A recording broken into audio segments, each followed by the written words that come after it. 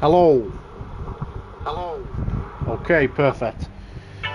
So, do apologise about last stream, guys, or last video, whenever you've seen it on YouTube, probably, or on Twitch if you're watching still. We had to end it rather abruptly because, from what I understand, once you got past a certain point, you couldn't do the safe, which we found out part of the safe's numbers, which represents RK. 18 is the first bit, and then we also found out that K is 11. So we want 1811, but apparently what we needed to do, as soon as we overheard the conversation, we needed to go back to the room and type in 1811.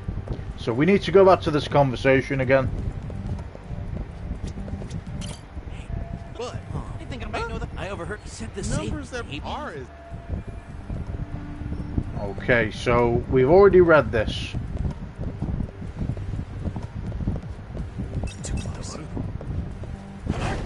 So we don't go that way, because obviously, for some reason, you can't go back that way. So we're going to test out.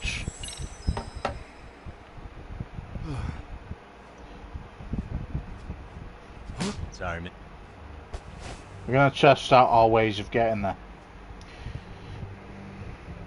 So we did have a little bit of help getting the last numbers, but apparently once you go through the vents, knock out the bartender to take the disguise, walk to the left and listen to the arcade gang members reveal the code is alphabetical, and then we walk back to the room you snuck into on the left and to type in 1811. The thing is, we can't go past them guards for some reason, because they see obviously we're too close. So how do we get to that area then? Because we overhear them here. Listen to it again. So is there a way back this way maybe?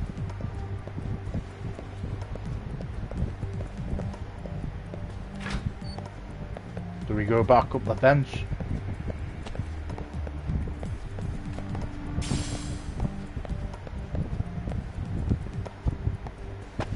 No, we can't go back through the vents.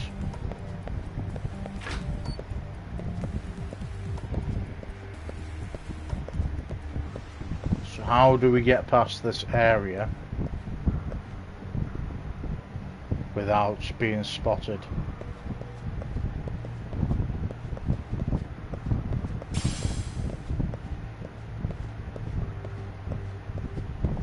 That's how we do it, apparently.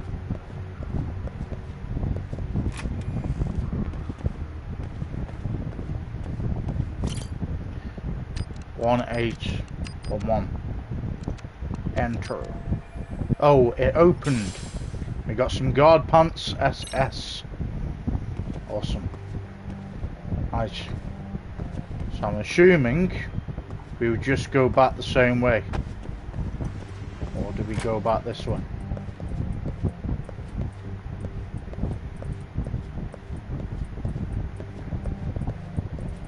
Okay, well, we successfully did it. So we open the safe. Happy days. Right, we're going back to this mission again, so make this guy the cocktail, sneak past these guards, and then we'll be literally in the cutscene where we skipped last time. So we'll skip all this. Hey, you did? Huh? Wait a minute. Because we already seen it last game, or last time we streamed. Make this guy the cocktail.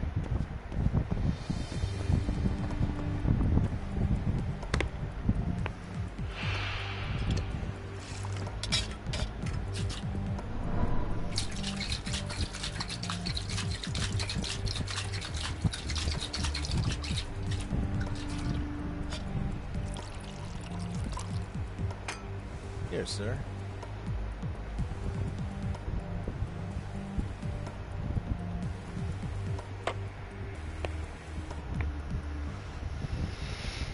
Okay, he passes out drunk, but we have to sneak past the rest of the guards. Now, if you do want to know what usually happens, or what you want the slow down version of it, then obviously check out the stream I just ended, or the last video.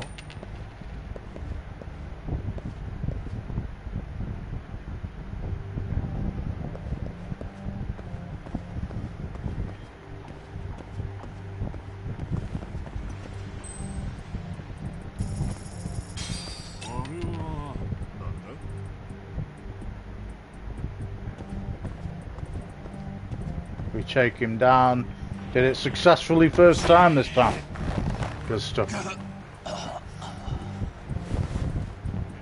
Okay, we did this quite well this time. Took about 3 goes the first time round for some reason, but we managed to pass this section.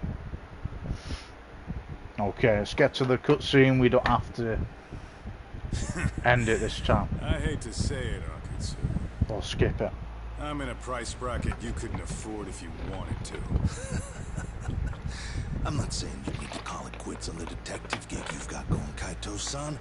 You can just give us a hand, help us out a bit when Arcane needs some real muscle on the field. That a fucking joke? On what planet would I sign up for more busy work? Think you might want to tone it down there, big guy? I've got my boys in the room. Being talked to like this isn't a good look. Why would you care how you look? You're a bunch of damn Yakuza. You and Soma are picking up the Tojo clan scraps, yeah? Or do you have a real plan? We'd have the manpower if we wanted to. With all your washed-up Yakuza and punk-ass kids? I don't see it happening, man. What are you fucking thinking? Exactly why we need more guys like you. Help me show this crew how the big boys roll. I need some authority on this to get it built the right way. So you want me on as a drill sergeant for scumbags? Count me out. Kamurocho's underground river of cash is still flowing, but there's no more Tojo clan upstream to collect it all. There's no more rules. We can run this town however the fuck we want. And once we've got ours, we can slip back into civilian lives to live it up clean as a whistle. You want to be a civilian again? You're kidding. Oh yeah. Want to have the cash to buy your favorite store, pop out a couple of kids and settle down with a family? Never would have been possible in the Yakuza life. Well, why the fuck would you need me to do that? After you step into the shadow of the underworld, you never really escape from those chains. Don't sell me your bullshit like I'm one of your fucking brats. Sounds to me like your whole damn pitch just ran out of gas. Go out there and build your dream gang if you want. I don't give a shit. That said, if you keep bugging me about this shit, I'm gonna make sure you regret it. Keep your fucking distance from us. Did you say us? Are you refusing to join up because you have a partner? Bring Yagami along for all I care. Did you hear a word of what I just said? I'd reconsider that stance if I were you. If you aren't coming along as a friend, then you're my enemy. I don't take work from assholes. Have it your way, then. Hey, round up the boys. Sir. Hey! Get off your asses! Too late for that. I knew exactly how this little chat was gonna go down. Son of Yeah, well, I knew exactly where you'd be for a chat you weren't invited to. Well, if you're done over there, shall we get back down to business? You're not walking out of here. If you don't know how to use that thing, you're gonna cut yourself, man. You sure? You fuckers are the ones who don't know shit.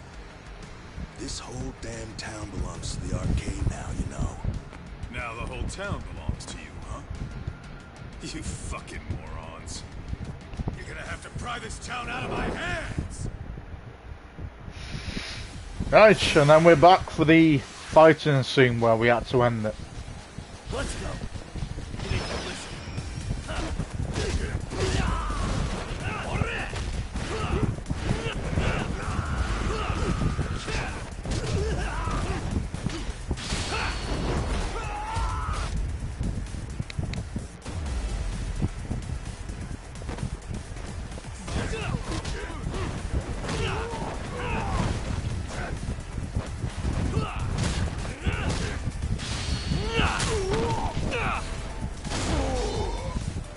Goodbye.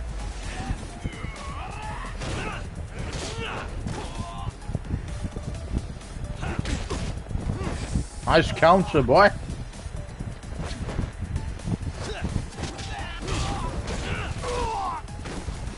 Hey, quit dragging your ass. Right. Sorry, boss. No! Fuck them up, boys!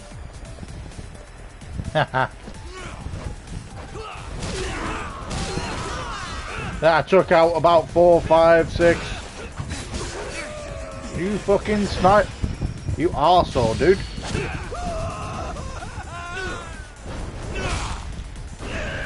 I didn't want this one, I wanted the other one. But we're gonna take him out anyway. He fucking stabbed me, the little bellend.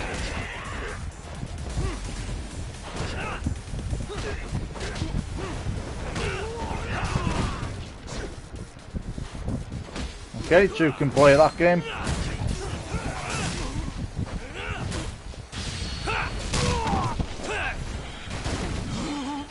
Knocked out again by a table. How do you feel?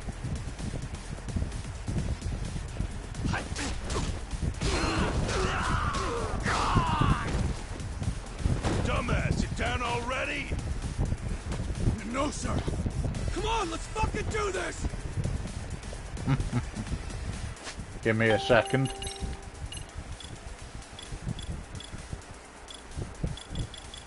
Let's upgrade some abilities. EX running assaults. Deflect the flurry of oncoming attacks as you run, then blow your enemies away with the fury of your fists. Can only be used during EX boost. Uses half an EX gauge segment. Press triangle while running near 2 enemies or 2 or more enemies during EX boost.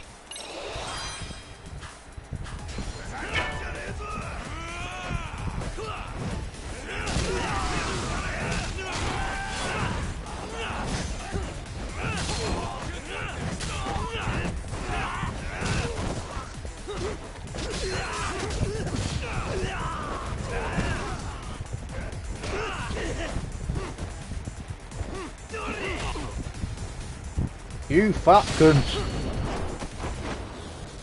Goodbye.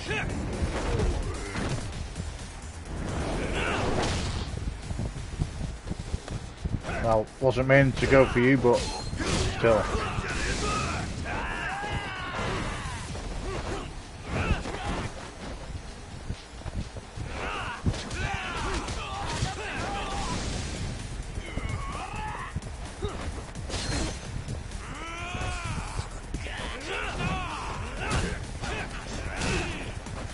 Table out again, mate.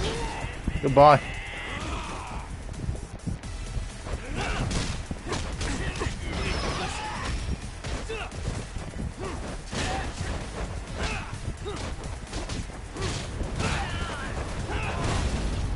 Take you out, bitch. Some extra fries. Health is surprisingly low, so we're gonna increase that. Now I understand why you wanted Kaito on your side. Still got anything you want to say, Akutsu? I can appreciate your perspective on this, Kaito. In that case, you better leave us the hell alone. Yeah, we can do that. We get it. It's fine. Right, Akutsu? Why are you here? Aren't you busy? Just checking in. You made quite a mess here. Kazuki Soma, arcade leader. Tak, meet Soma. He's the leader of the arcade. Yeah, I kind of figured. You keep saying we, but I don't think you know what's going on. You just gonna waltz in here and bark orders? Kaito-san turned down your offer, didn't he? And the other guy is Yagami from his own detective agency. Before that, he was an accomplished lawyer. Now he's with Kaito-san independently. It's my job to be running HQ, though. You shouldn't roll up unannounced. I'm supposed to leave you to your own devices? I do have to check in, at least to show my face. Got a cold? It's a dust allergy, actually. Tough thing to live with. And I used to catch hell for it in the Yakuza. Quit that infernal sniffling, they'd say. Yeah, that couldn't have been easy, man. I bet they would beat the shit out of you if you didn't blow your nose. You know it. I do wish we'd had the time to work together, Kaito-san. You as well, Yagami-san. It may feel like we're a small-time outfit in the media term, but RK will grow. We'll show you. But in the meantime, we'll leave the two of you be. Does that work? Finally, some sense. Best of luck with the growth.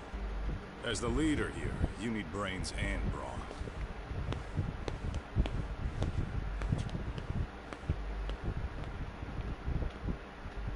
Something else? Your gang was out there searching for some guy in a picture. Well, how'd that hunt end up turning out? He was some kind of girls' bar manager, wasn't he? It sounded like he'd disappeared from Kamurocho more than a few years back. You have any luck tracking him down? We actually found that he's unfortunately dead. Likely murdered. Considering Kamurocho's reputation and the nature of his profession, I can't say I'm all that surprised. Got it.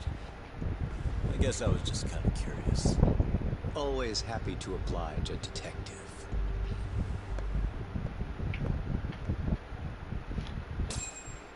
He's the professional one, obviously. I think he might be dangerous, though, behind all that professionalism. I guess we shouldn't have taken our case. They always away, are the ones even that though they're new to the scene. are nice Yeah. bad guys, would you say? Supposedly Selma's the one who spearheaded the campaign to scoop up all the ex-Tojo. But Turns out that's where his he's respect teaching the comes from. next generation of thugs about protection money, loan shark, mugging. He's like an unemployment agency for shitheads. They've got 50 full-time bodies so far, but if you include part-timers and other associates, they may be well over 2,000 strong. That's a lot. Even half that's a lot. The Yakuza left behind a gaping power vacuum in this town. Even if it wasn't RK, someone else would have swooped in. So much for peace and quiet in Kamurocho, huh? Saru-san's calling. Hello? It's Shirosaki. Sorry for the wait. I found our file on Ahara's victim. Ah, Mamiya-san, right? Yui Mamiya? Yes, she lives with her family in East Ikebukuro. I'm about to make a quick house call. Awesome. Then I'll be right over. Good. See you sooner than later, I hope. I caught all that. You go on ahead, Doc. This one's outside my area of expertise. Okay. I'll head back to the office when I'm done. Okay, so we need to first get our health up. There we go. Secondly, we want to upgrade our skills.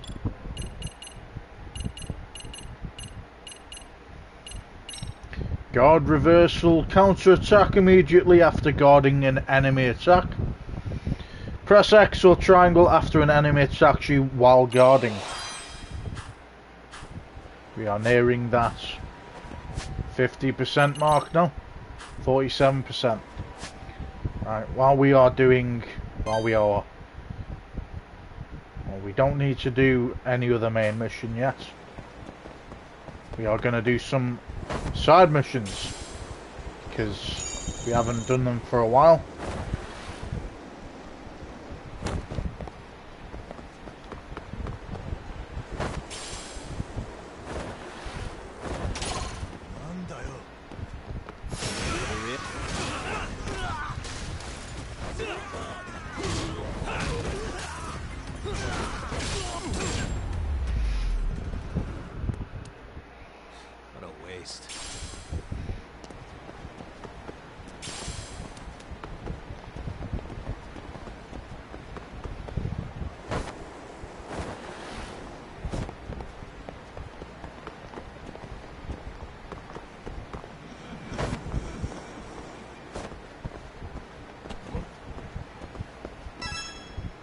Side mission. Cafe bar. Romance. Angry voice. I said give me the goddamn money. Move it.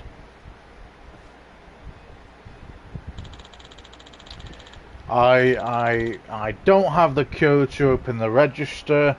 I'm just a part-timer. I don't give a shit what you are. Open it or you're dead. What the is that a robbery? The cafe robbery. And cut. That's the last shot for the day. Thank you everyone. It's a staged event. What would you call an act? Tomorrow morning we pick things up back at the studio. Extras, you'll be getting an email from us soon. Thanks again. Oh man, they were shooting Office Alone 4 here. I wish I could have snuck in among the extras. According to chatter, they're shooting a robbery scene at another location too. Are movies with robberies that popular? Yes, they are actually. Oh, it's for a movie. Jeez, I was really worried for a second there. Guess I should beat it. Don't want to get in the way of cleanup. Office Alone 4. Got a keyword. And robbery.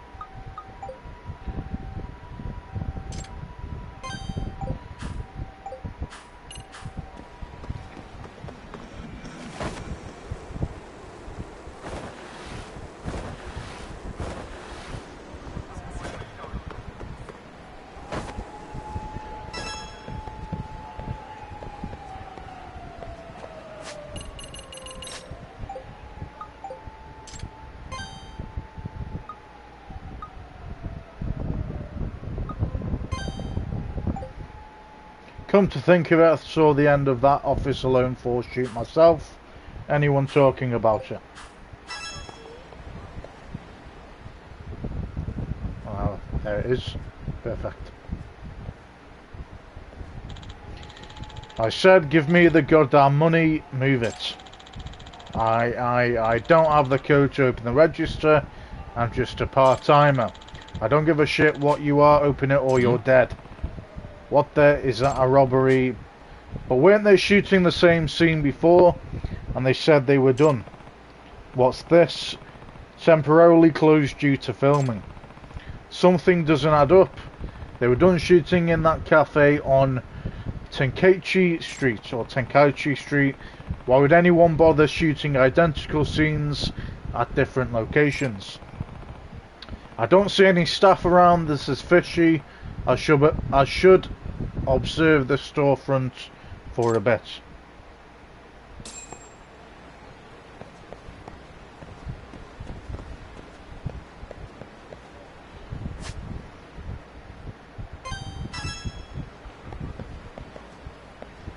Suspicious. Can't say I've ever seen Alps try using one of those as a sign before.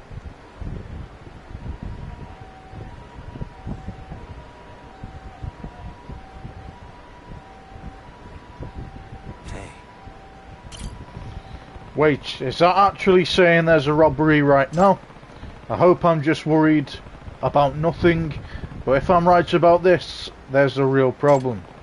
I should check out the situation for myself. Maybe I'll loop around to the back of the store and pop in quietly.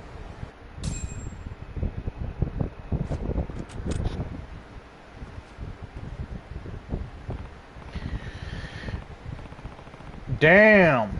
It's locked. Well, this is an emergency, so we're pick locking the door a bit. Or lock picking. Nice. Perfect. Okay, got it. We are in. Open the register or you're dead. Hear me? It's an actual burglar. Male employee, no please don't do this. I can't open it. I really can't. I knew it. That sign was saying there's a robbery right now, not a film shoot. I've got to call the cops. This is going nowhere, fuck it. And then goes to attack a female customer. Now give me the money or this lady's dying right in front of you. Shit. This is bad. No time for cops, I have to do something. But what can I do without getting anyone hurt? How can I close the distance?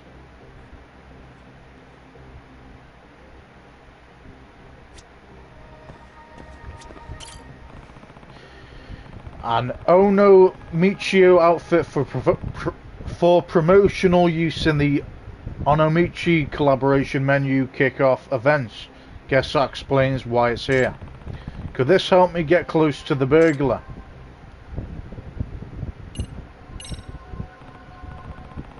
Well, I guess he wouldn't expect Onomichio to charge on him. Maybe I actually could take him by surprise. Can I though? This is starting to seem a little out there. Do I really want to take on this burglar as Onomichio?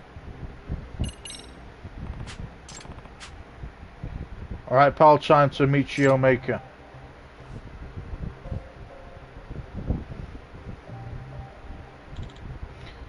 What?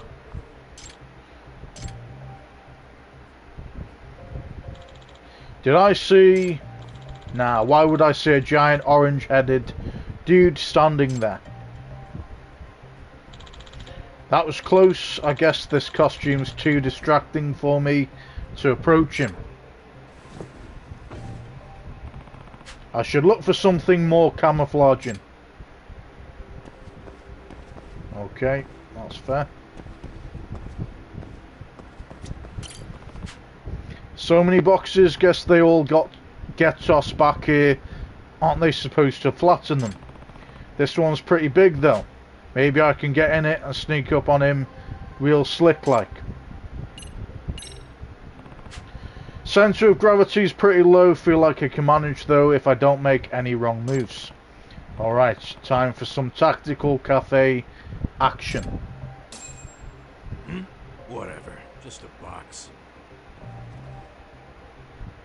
Wanna watch this woman die?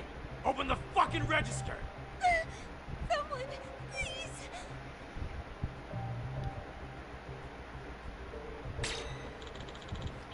What's with the box? Was this here before?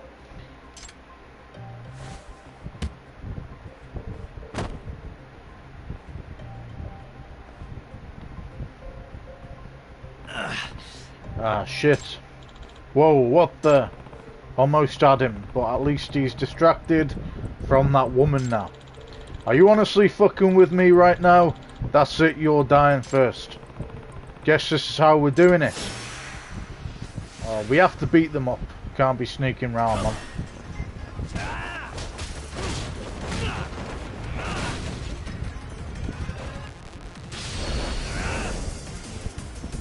How about a table, mate?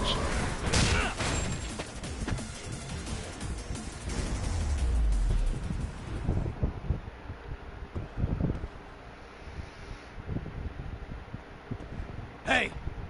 It's over, stop resisting. Police, we got a report of an armed robber. Yeah, this is the man. I caught him in the middle of it. Run. Huh? Huh?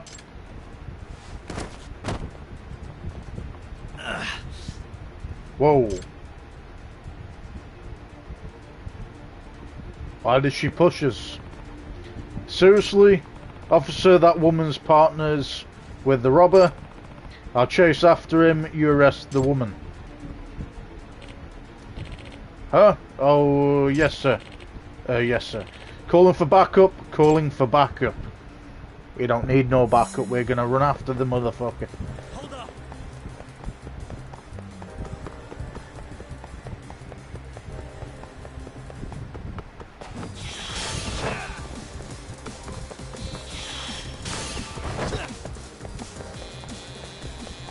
You won't get away.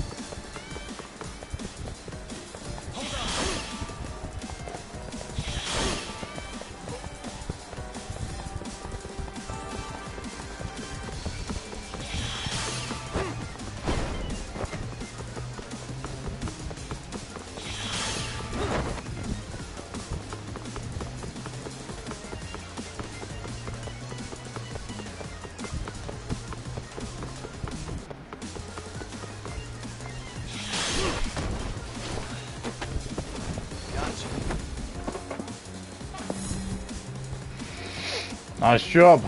Nice goal. You're done? Give it up. No way. Using the movie shoot as a cover though. That was pretty smart, I have to say. And the partner who plays along as a customer, you had your own little scene going on, didn't you? Shit, this wasn't how it was supposed to end.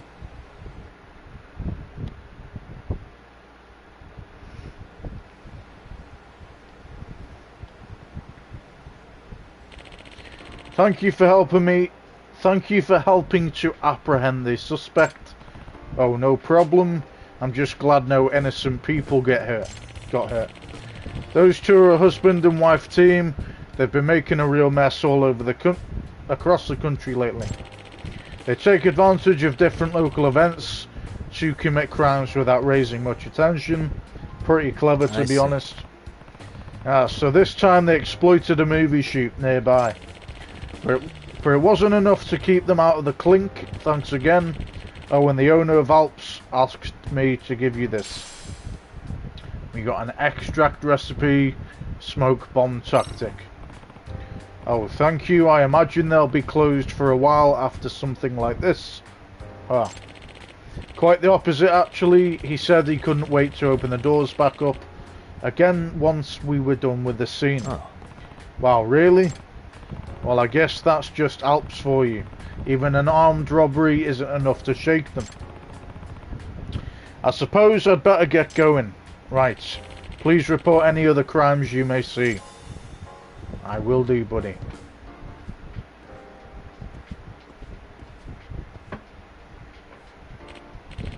Excited youth. Hey, did you see that office alone for leak? There's this burglary in a cafe. It's so sick. Huh? Weren't they just shooting that though? How's it already out? I guess someone secretly filmed it with their phone while they were on set. You seriously have to see it like it's so real.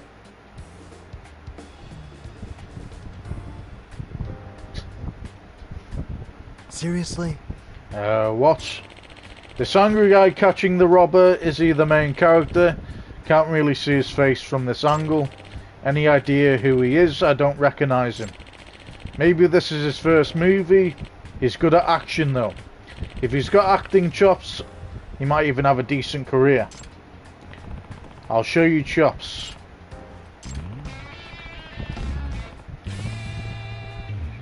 Maybe I'll poke my head into the drama club one of these days though. Why not? Take advantage of it, I reckon. Right, that's one side mission out the way. We caught a burglar.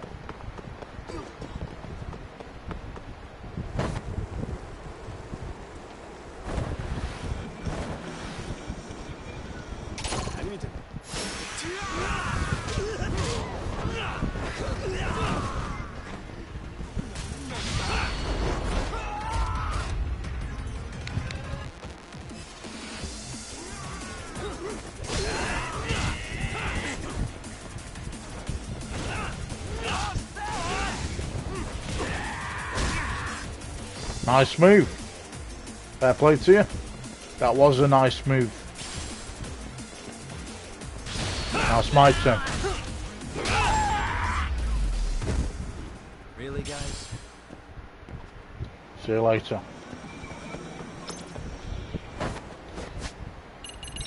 There's some skills we can upgrade. Let's go. Double quick step. Gain the ability to evade twice in a row. Press X twice.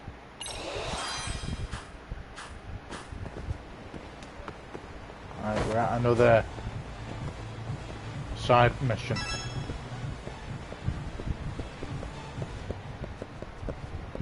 Right, so where's this guy at? Is he at the top?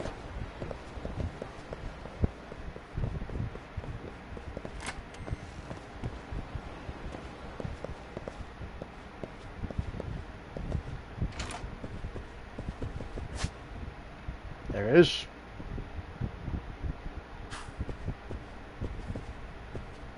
Good guess that, wasn't it?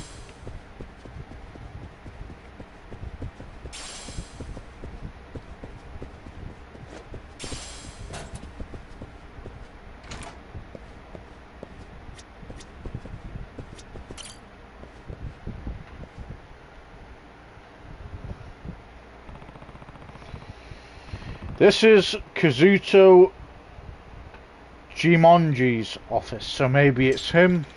Might you be Yagami-san? Yep.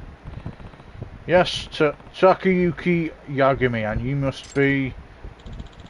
Shh, please call me Okazaki while we're out here.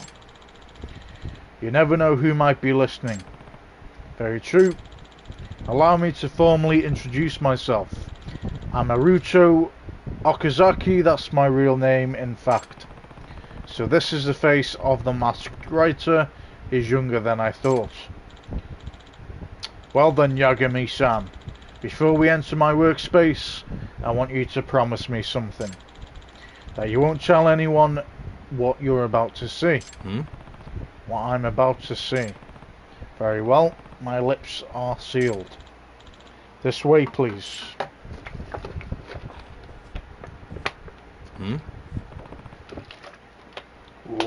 What is this?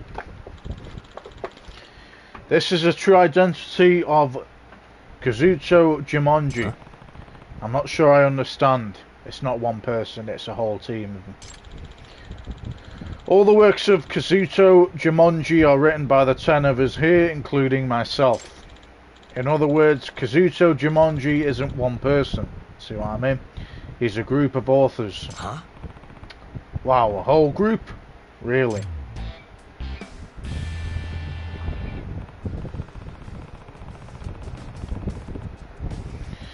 So that's how you write books in so many different genres at such an impossible pace. Yep, it's all due to the efficiency of 10 talented authors of different personalities all writing at the same time. I see. Pretty neat trick. Oh, so this is a detective. A Kamurocho detective at that. I bet he has a lot of good stories. Curious. Please have a seat, Yagami-san. Allow me to explain our request to you.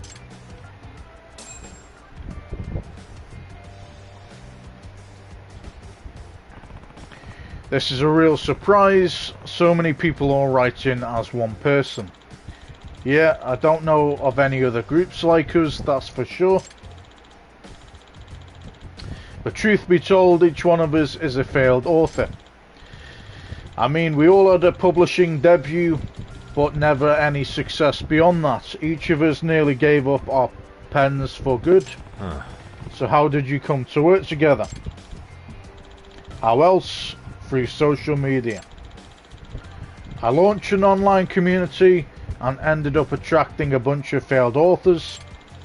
And through our exchanges we came up with the idea of joint authorship, so we tried it and it worked. I see.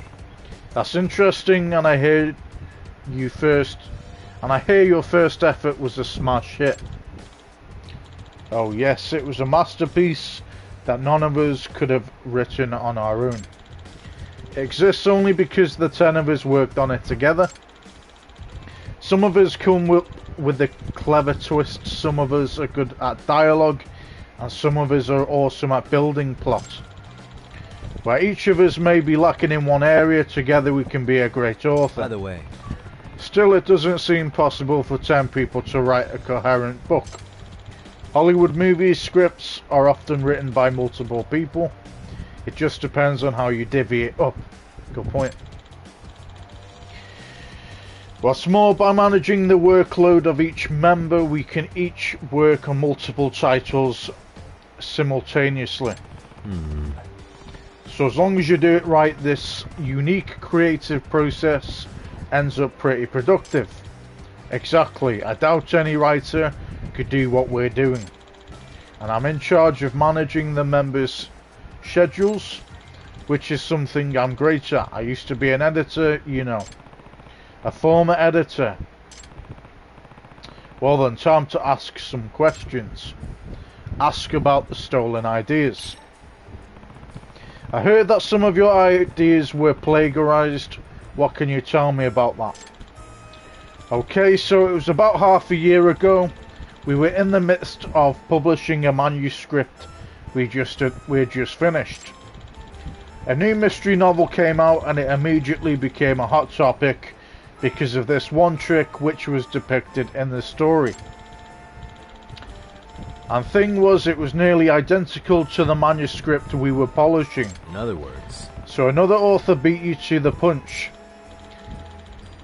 Yes, and when we published ours later, we were accused of plagiarism. Does that mean... Any chance it was a coincidence that the contents just happened to be similar? That's pretty hard to imagine, because it wasn't just a trick I mentioned earlier, it was also the setting, the structure, even the character traits. They were all almost exactly the same. So too many similarities for it to be mere coincidence. Not if there are dozens of them like that. You could only say it was a coincidence if there'd been one thing. What the readers saw could definitely not be called a coincidence. I see. Alright, I get it. And it wasn't just that one book that plagiarized us. The same author put out 3 more books after that in succession, all with ideas that were just like ours. I should ask the author that's about the author that's plagiarizing them. Ask about the plagiarist author. By the way, could you tell me about this author you think is stealing your ideas? His name is Sugoroku Fataba. What a name. His first novel was published more than 10 years ago, and it was a decent hit at the time. He even won an award in some mystery novel contest, but after that his book seemed to go nowhere. People said he was just a one-hit wonder. But then all of a sudden that one-hit wonder came out with a new book that turns into a famous bestseller. Right, and that book was nearly identical to one of ours we had yet to release. So one after the other, Mr. Fataba continued to publish books that closely resembled what we were working on. All of them bestsellers. Now people think he's made this miraculous comeback. I mean, if you're so suspicious of this guy plagiarizing you, why not just sue him? I did think about that, but if we took this to court, we might have to reveal the secret of Kazuto Jimonju. I think it'd be hard for us to tell the truth in court while also hiding how we write, don't you? Yeah, it probably would be. You know, it could be that the author is fully aware that you're powerless to take him to court, and that's why he steals from you. If that's true, it would be completely infuriating, unforgivable. And then we've got other detectives' investigations. I heard you've already asked about other detectives to look into this matter. Yes, there've been 3. What does that mean? What kind of investigations did they conduct? Oh, they looked for ways to hack us and whether our room was bugged. They tried really hard but couldn't find anything. None of them came up with anything. Nope. And yet our ideas kept being stolen. You really gotta wonder how in the world it's being done. This could be a tough nut to crack if the perps already evaded 3 different detectives. Nothing else to ask. Thank you, that's all very useful information you've provided. Excuse me. I'd like to proceed with this investigation by collecting even more info. Is it alright if I interview the other authors too? Yes, please do. I've already asked them to cooperate with you. That's great, I appreciate that. Okay, so it looks like someone is trying to copy this person's work, or all trying of their work, should I say.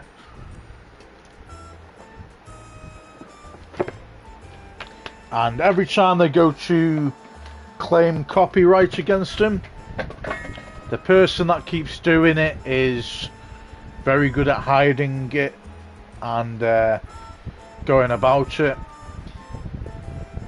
They tried that, you know, the idea of them was to sue them, but their identity would then be revealed as there being 10 people instead of just a one person. Alright, time for a thorough recon mission. Awesome.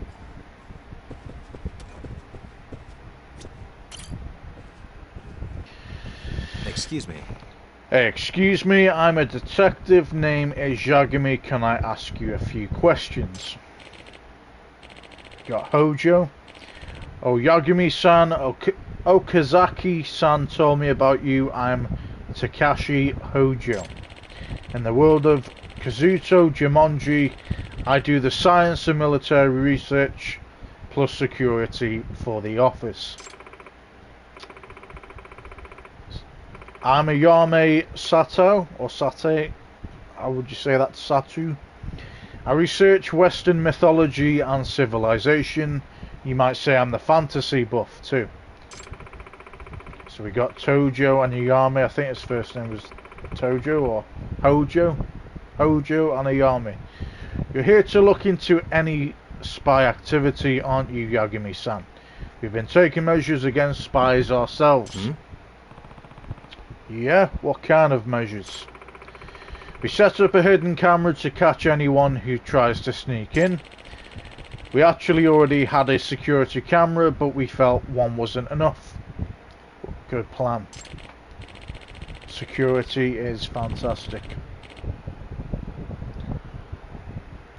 After all, we were still getting our information stolen and with locked doors too. At this point, we figure we just got to outsmart the perpetrator, so there was nothing in the security footage, unless it's been tampered with. Nope, no evidence of a break-in either, so maybe they did it through the internet, hacked into your stuff maybe that way. And still information was getting stolen, it still is, so flipping weird. By the way, have you taken any anti-hacking measures? Of course, with so many leaks, we started keeping our writing computers offline. I see. Well, that sounds like a good move. Any chance of a leak coming from memory devices which get taken outside? I doubt it. We strictly prohibit anyone from removing devices like USB memory sticks. Is there someone in the company that is a snake? Or a rat?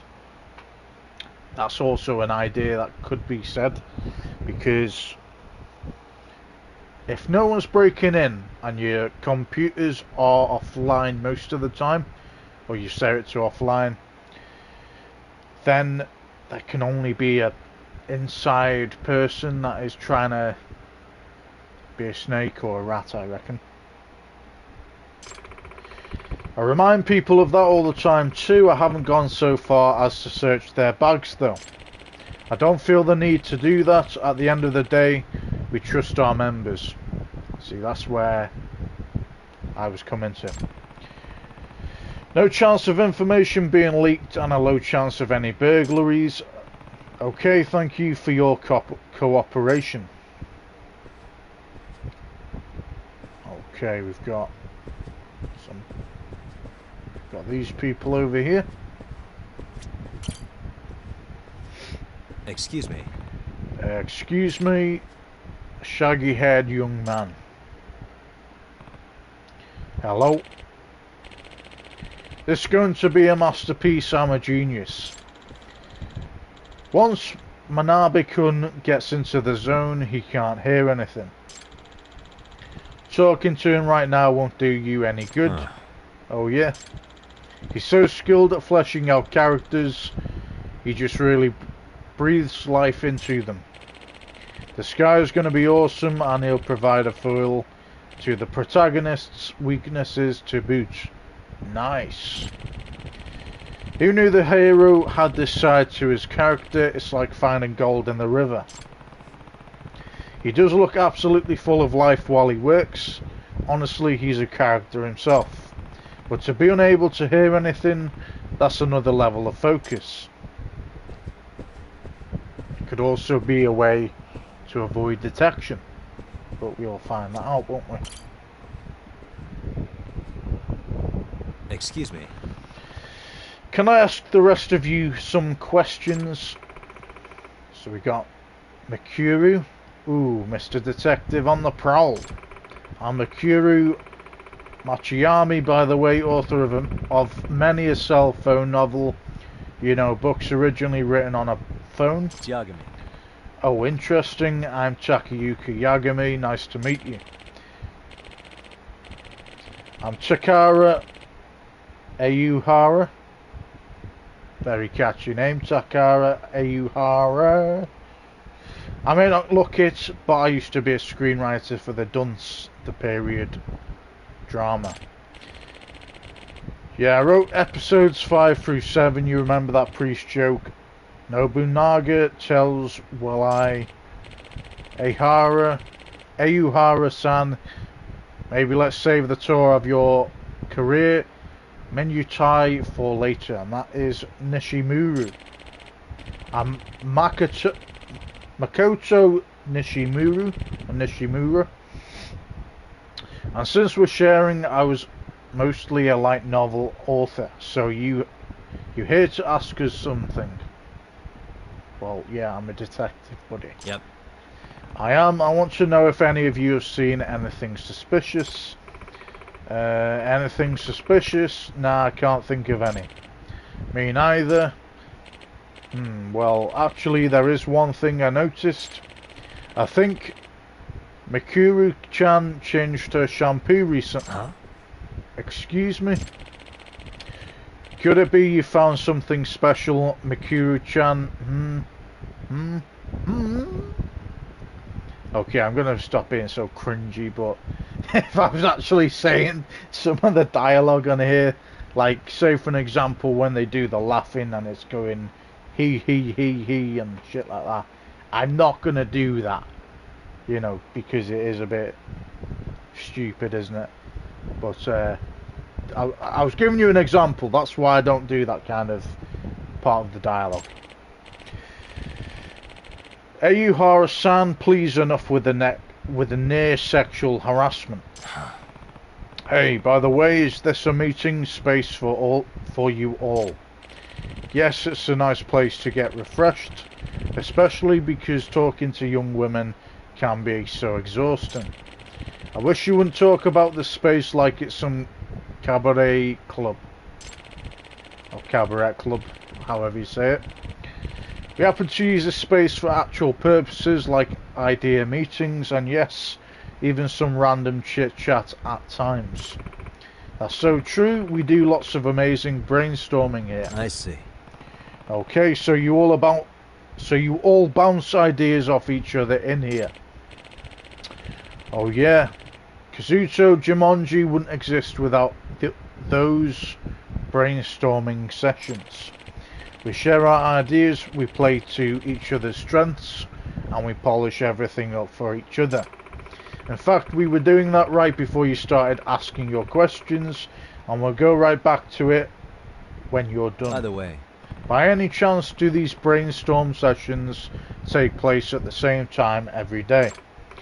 Yeah, why not? Why do you ask?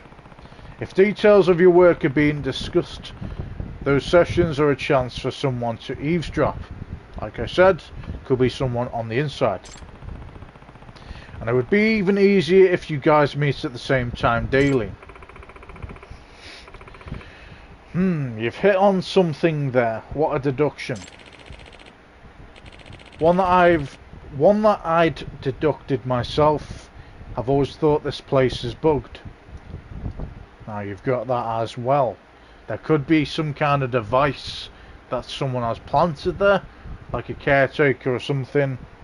Put a little fucking device somewhere so they'd hear what they were talking about all the time. Now you've got that point as well. So that makes a good point actually. I didn't think of that. So you've got the two options now, one being an insider, being a rat, the other one having like a camera or a hearing device put on someone, maybe when they were travelling to the area, to the office, or maybe they've just bugged the office itself. But it can't be. Don't you remember, they never found any evidence of that? So they've already looked. Yeah, since 3 detectives already came and didn't find anything, it probably wasn't a bug. But if these guys are having regular idea meetings, surely a plagiarist would see them as an opportunity. The fuck was that? What the... was that a gunshot? Not again, that was probably the damn neighbourhood pranksters. Huh? Pranksters? Yeah, just a bunch of local kids lighting up firecrackers and making trouble. Probably playing cops and Yakuza. You guys remember the last time we heard firecrackers? It was when another detective was here. So they're counting the detectives down or something. That detective also thought it was a gunshot. Not surprising, a sound like that makes people think of gang warfare. Even with the Tojo clan gone, this is still Kamurocho. Another good point. Firecrackers last heard when a previous detective was here. That's interesting. It's almost like they're counting how many detectives are here. Right, we've got one more person to talk to. I want that stretch coil before we talk to you. Looks like she's on the phone. Who's she on the phone to? Is she on the phone because she is hearing in on the conversation? Now that, again, could be an idea. Melancholy woman. I see, can't make it, huh? Alright, we'll get some rest. Bye. And then she sighs. See, if I was to go, sigh. You're not going to say that, are you? It's an action you do. And I'm not going to do that action because it's strange to do. Oh, hello. It's Yagami. Yagami's the name. I'm a detective. I'm Remy or Remy Makita. Got there in the end. I'm in charge of the love stories mostly. Sorry you heard that. Bit embarrassing for me. No, I apologise. I didn't mean to eavesdrop. I was talking to Masamichi Ichinose, one of the other members of Kazuto Jumonji. He's not coming to work today. Is he the backstory? The guy that pretends he's nothing wrong with him, but he actually is the bad guy or something, I don't know. No, he's kind of fickle, has a habit of feeling down, so he's absent pretty often. Something not going right there. He likes to come in out of the blue and surprise us, only to take off for another 2 months. Does that mean... Does he have an actual illness? Perhaps the kind of illness that makes you play games in your room all day. I see. Well, at the end of the day, games are life, mate. But still, is it an excuse to pretend that he is playing games when he's not? Is it a cover story?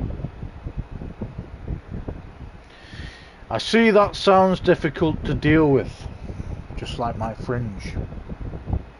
Actually looks difficult, and it is difficult to deal with, because it is a bell end. Nice. That'll do. Sure is, but he's got the challenge. He comes up with ideas nobody else could. Freshly worldviews, mind-blowing plot devices. He's good at unpredictable twists too. If only he weren't so unstable. Sometimes he can be in a slump for half a year. Maybe that's just how geniuses are. I don't know, I wish we could have a stable genius.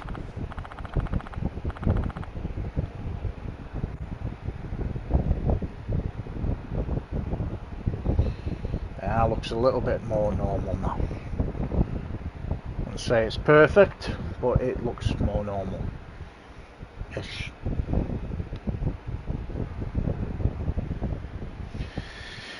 Anyway, I'm sort of his caretaker for some reason, but I can't criticise him. If I were to ever chide him even a little, he'd go into a slump. What a handful. I can't see you're having a hard time. I can see you're having a hard time. Okay, we talked to everyone, I think.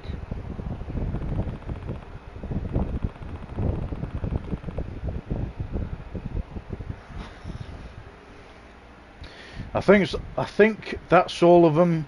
Now let me step back and figure out exactly what I know. Chances seem pretty damn low that any wiretaps, hacks or accidental leaks took place, so that leaves an inside person that is trying to jeopardize things. How are things going, Yagami-san? Did you find anything? No. No, nothing decisive yet. There's only one way I can think of for the book ideas to leak, and I suspect it's not because of an outsider.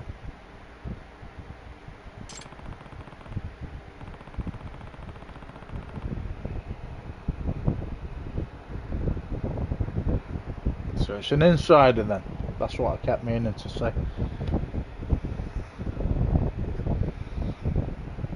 Be an insider in the company that is bent on trying to fucking destroy what they are there to do.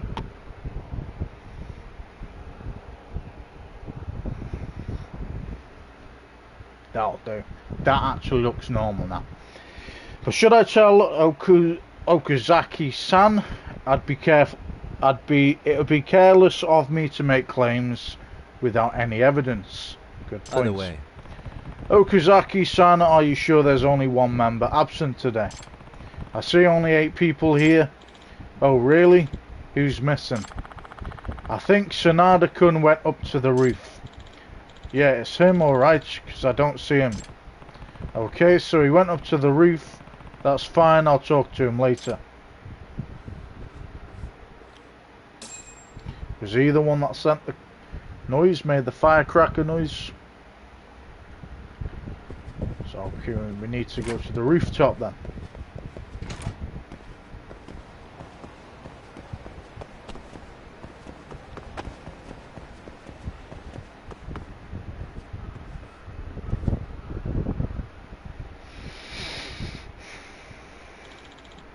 You're Yagami-san, right? Yep. Yes, I'm going to ask everyone. I'm going around asking everyone questions, my apologies. Can I count on your cooperation too, Sanada-san? Questions, of course, I'm happy to cooperate. My name is Kenichi Sanada. I'm in charge of structuring in Kazuto Jumonji. What do you mean by structuring? It's like drawing a blueprint of the story.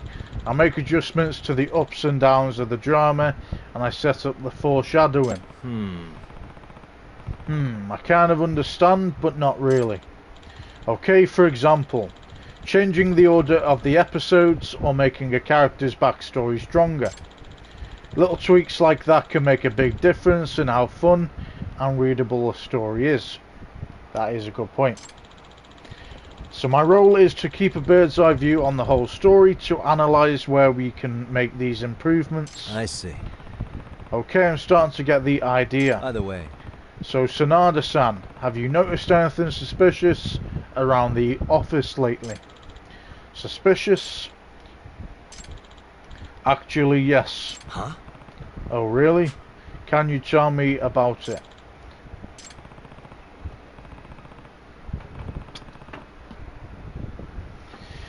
What's going on? Why is he hesitating? I should press him a bit. Excuse me. Sanada-san, could you tell me what you saw that was suspicious? I'm not eager to share. It's not exactly something I want another person to know. Please. A detective is bound to confidentiality. I won't share anything you tell me with anyone. Fair enough. I'll tell you. I'm going to be totally straight with you, Yagami-san. I suspect one of the 10 writers is a spy. See, that is exactly what I said about 15 minutes ago. There's an insider, man. Someone that is, like I said, if no one's going in the office and there's no outsider and there's no cameras or anything set up, then it can only be one of the people that are in the, what would you call it, the Jumanjo, or whatever you call it, setup. I suspect one of the 10 writers is a spy. I believe someone on the inside is selling our ideas to someone on the outside. That's what I think too. Can't say I wasn't thinking about that possibility, but... Excuse me. Sanada-san, is there a reason or any evidence that leads you to believe that? I have no evidence, but I do have a concrete basis for my belief. The truth is, a few members of Kazuto Jumonji, that's the fucking name of it, are thinking about going independent. Does that mean? You mean start over as single authors again? Yes, they must have finally regained their confidence because of all the hits we've had as Kazuto Jumonji. Now they think they can go out on their own and write books they'll actually sell. But... So why don't they just do it instead of selling ideas to an outsider? What's the point of that? In case they collapse when they go and take that chance, maybe? It's always better to have that security behind you, I think. I think if they were to just pack up and leave and then they fail dramatically, then they're fucked then. You know, they're finished. But if they were to sell it on the inside, well, they're still in the business, whatever you want to call it, group. They have the chance to exploit the group. They give themselves some money probably to sell it to other people, and it gives them like a stepping stone to promote themselves to go forward. And then when they're finally at that peak, then they don't have to, you know, because if they fail at that point, then they just go back into the group and say, well, here I'm still here, you know what I mean? I haven't fucked up, I can still go back on that. That's my opinion. Well, we're in a situation where, what should I explain first? The members of Kazuto Jumonji have signed a contract that prohibits them from going independent for at least 5 years. That's another aspect to it as well, I suppose. What? A 5-year contract, that's pretty long. Well, the whole intent of the contract was that each of us would focus all our energy on Kazuto Jumonji. In exchange for accepting the severe restrictions, we'd all receive regular royalties. You don't have that type of thing as a single author, where you're at risk of enduring long moneyless periods in the publishing schedule, as well as your own slumps. Exactly my point. I see, so that's another benefit of working in a group with other authors. Yes, a huge benefit, one which would disappear after they're independent from Kazuto Jumonji. Remember, we envisioned all the works by Kazuto Jumonji to remain the property of Kazuto Jumonji, the corporate entity, so it's a corporate business. I see. So that makes it hard to strike out of your deal, or strike out on your deal, on your own. Seeing things, guys. Yes, but if Kazuto Jumonji were to break up completely, that would be a different story. The contract stipulates that if such a thing were to happen, each author would continue to receive an equal share of the royalties. Whoever's doing it wants it all to themselves, apparently. So here is what I now believe. One of the authors wanting to be independent is selling info to someone on the outside just to make us suspicious of each other. That's another good viewpoint. This author is trying to bring about the breakup of Kazuto Jumonji, and this is why you think the suspect has to be someone on the inside. Well, yeah, that's a good point, because if they were to try and break the Kazuto Jumonji business up, it would take away the legal side of it, wouldn't it? Then it would make it a shit ton easier to go ahead as a single author. I do. I'm not totally convinced, but the motive makes sense, at least. I'm not sure why he doesn't think that he's convinced, but... Excuse me. Let's find out more information. So who are the members who want to become independent? I'm sorry, even after all I've just told you, I can't bring myself to sell out my co-workers. I understand. Yagami-san, I like the work we do as Kazuto Jumonji, and I don't think I could make it on my own. A breakup is something I desperately want to prevent, so I hope you can use your investigation to shine a light on the truth. I get it, you can leave the rest to me. Thank you.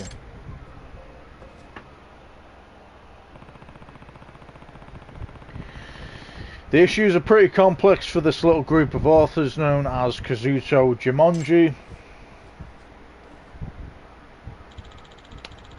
Are you done talking to Sanada-kun? Yep.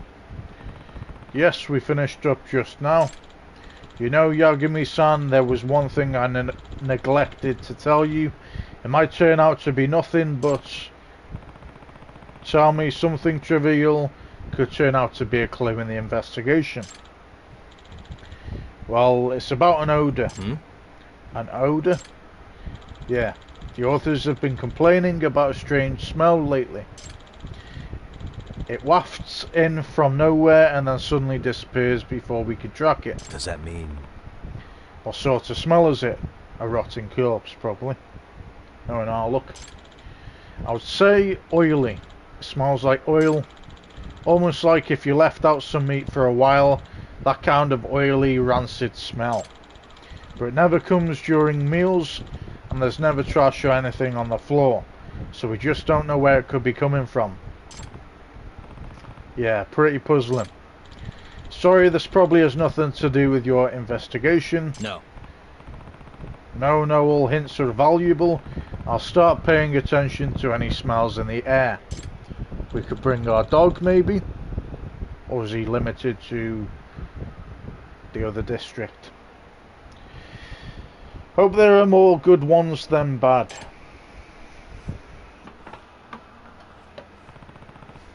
Mysterious odour, what could it be?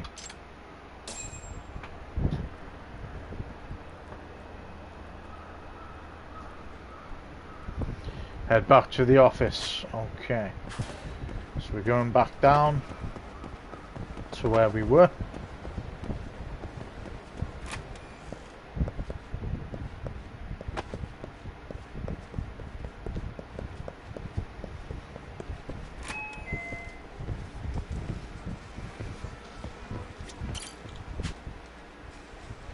I think we're in the wrong bit, but anyway.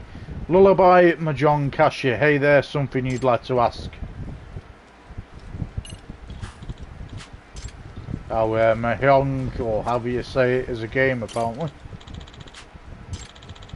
Mahjong. Nah, I'm good.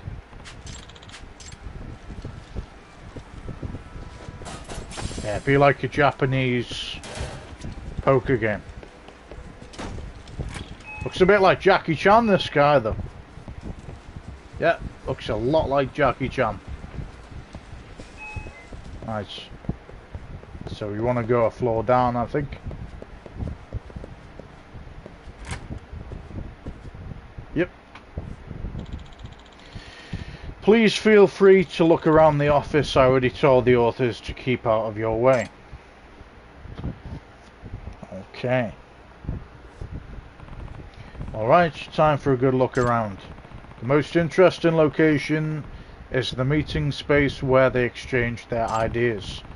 They say no bugs or wiretaps were ever found there, but maybe they missed something. And that unidentified odor, I hope I can actually find out where it's coming from. A mysterious odor, what could it be?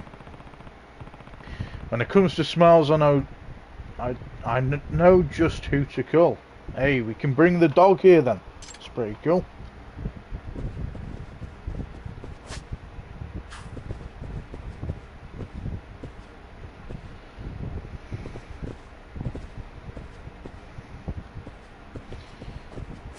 Didn't think we were able to do that, but we'll bring him. All right, let's go.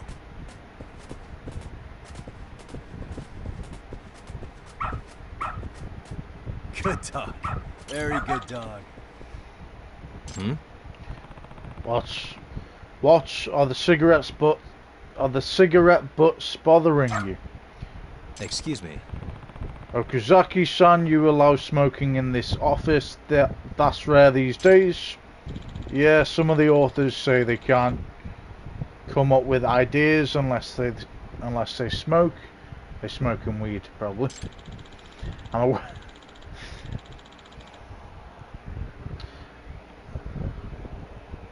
I'm aware most offices ban smoking, but this is ours, so we're pretty lax about it. Of course, the non-smokers aren't crazy about it. I see. I get it. Is that also why you have the window open in December? Yes, the ventilation system never lets enough fresh air inside.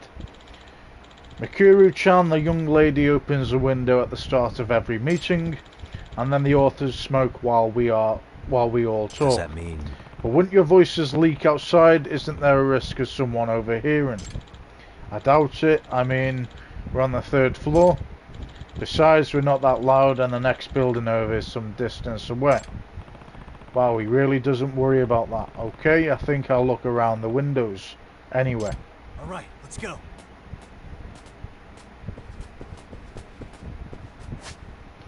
So what are we doing now then?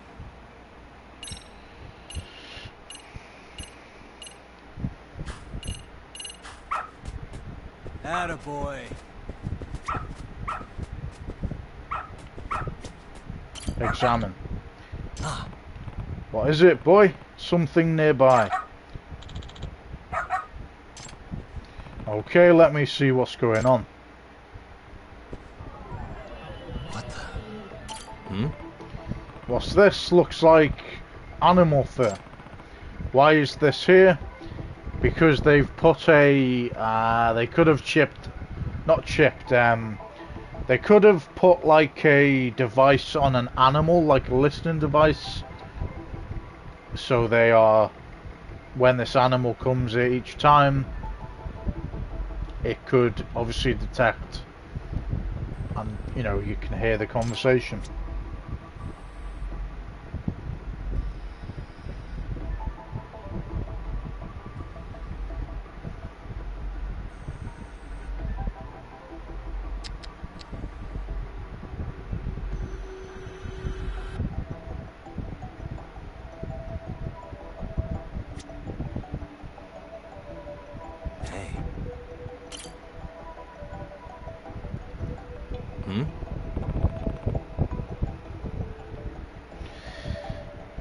What are these stains? You were trying to show me these stains, huh? I wonder what they are. Doesn't look like bird poo. More stains above the window too? Weird.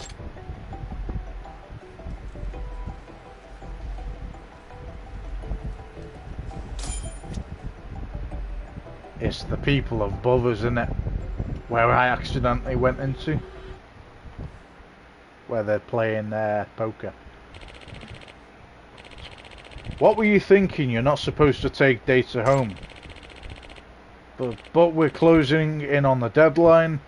Come on, just this once. No way, I've told you so many times. You know our ideas are being leaked, don't you? Of course I know. You're not showing data to anyone, are you? What do you mean?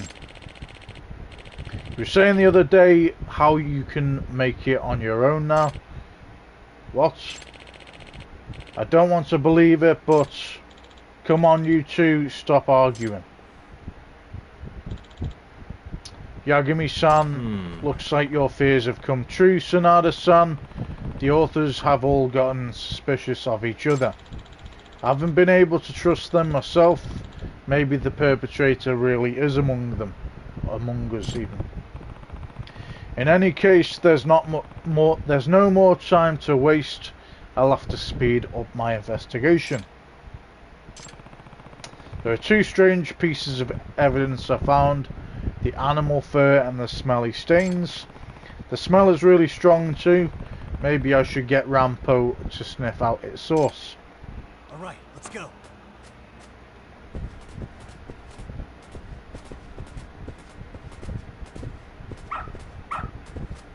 Good dog. Very good dog.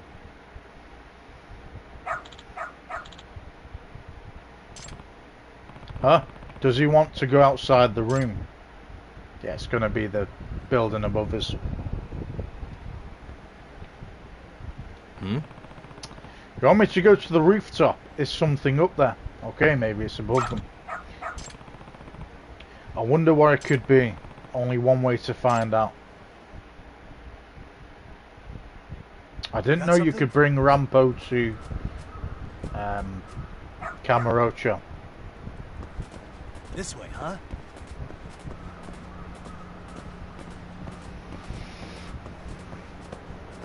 Oh, it is fucking helpful, great. man. Got something? This way, huh? Got something?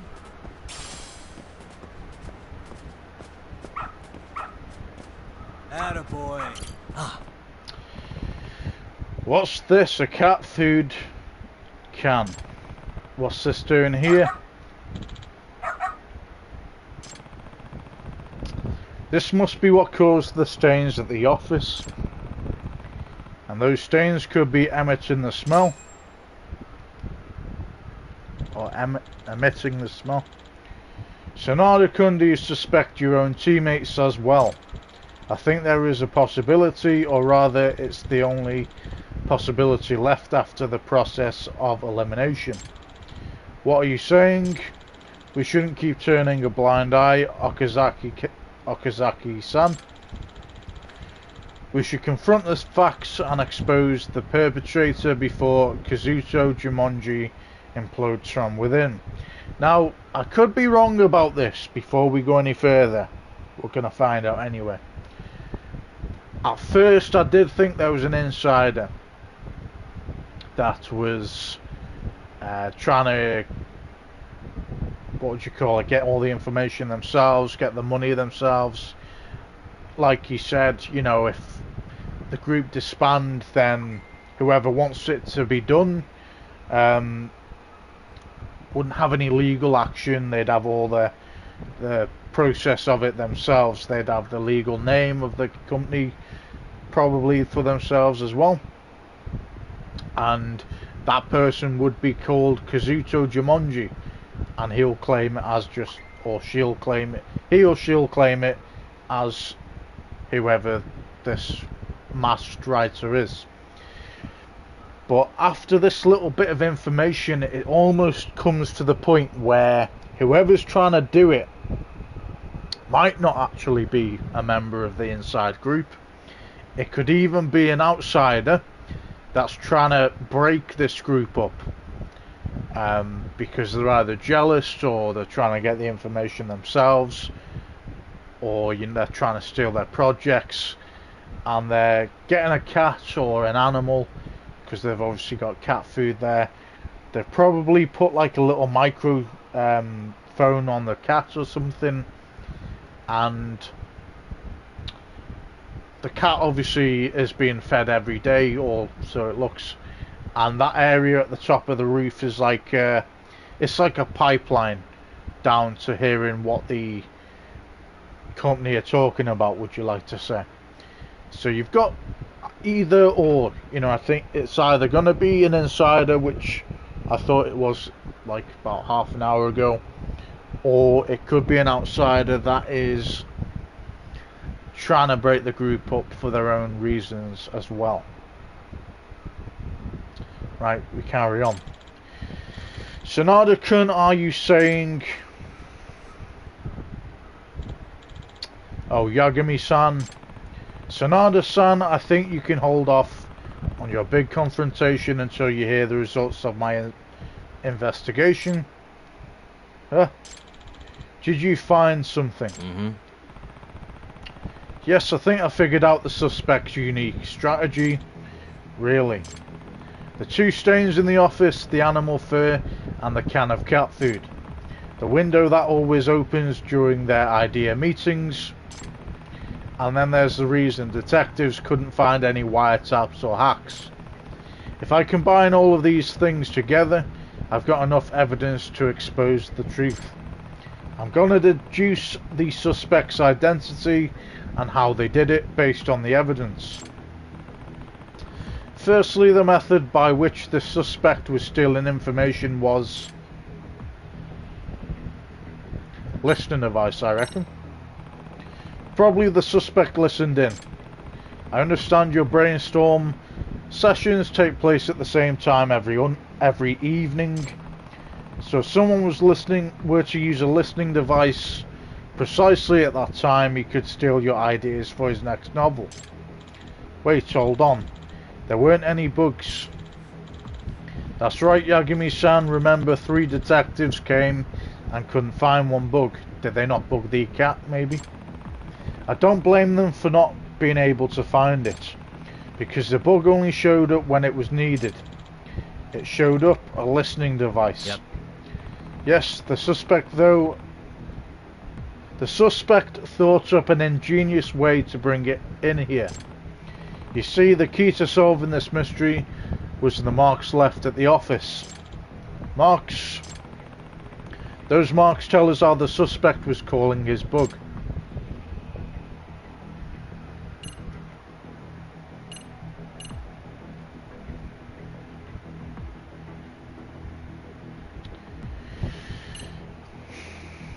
So, we know it was a cat, but the method used to draw out the listening device or traces inferred this. So someone was looking in somewhere or found out somewhere when they do these meetings, when they do this talking exercise of what their ideas are. But we know it's a cat that has got a bug on it, which is like a listening device. But we want to find the method and when they timed this and when they did it. So you're not going to get a smelly stain, animal fur, a can of cat food, really. These aren't the method used to draw out the listening device. It's the firecrackers. Every time there's firecrackers, it's like a noise where it is to be identified as the right time to be, because you're not going to hear cat food, are you? You're not going to hear a smelly stain or hear animal fur. So that's my method.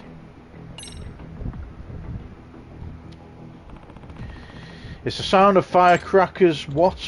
They use firecrackers to kill the bug. Or maybe you don't sound so sure. Let me try again. I'll make sure to sound sure.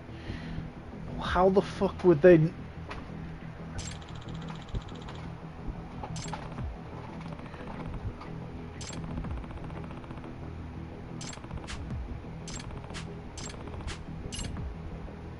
So if it's not the firecrackers...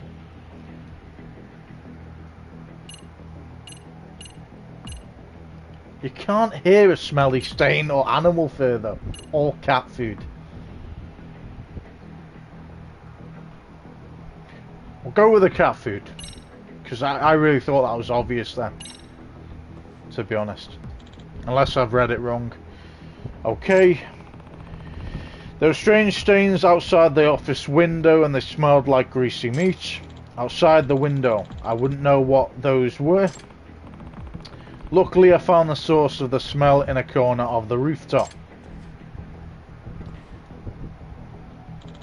Cat food. Yes, in all likelihood, the suspect dropped cat food from this can onto the protrusion right outside the window. It was that process which stained the outside wall.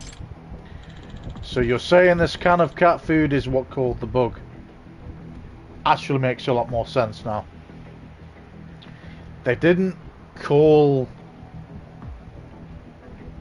So they weren't communicating human to human. Oh, you know, they're now talking, let's bring the cat in. It was more of the fact that they heard what was going to happen, or they knew the time it was going to happen. So they dropped a piece of cat food on the ledge of that windowsill, so that the cat with the bug on it, the microphone, then went to that bit of the roof maybe. And obviously while it was eating the cat food, it would hear the ideas.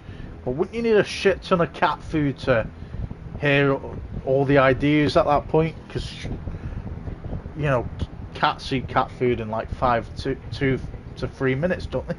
Most of the time, if not that. So you're saying this can of cat food is what caused the bug? Yep, that's exactly what I'm saying. I also found evidence which reveals the suspect's identity.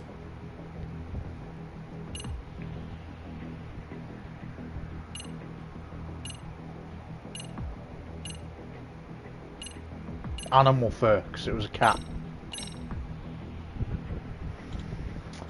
How is that fur? A tuft of animal fur. It was found near the stains on the wall.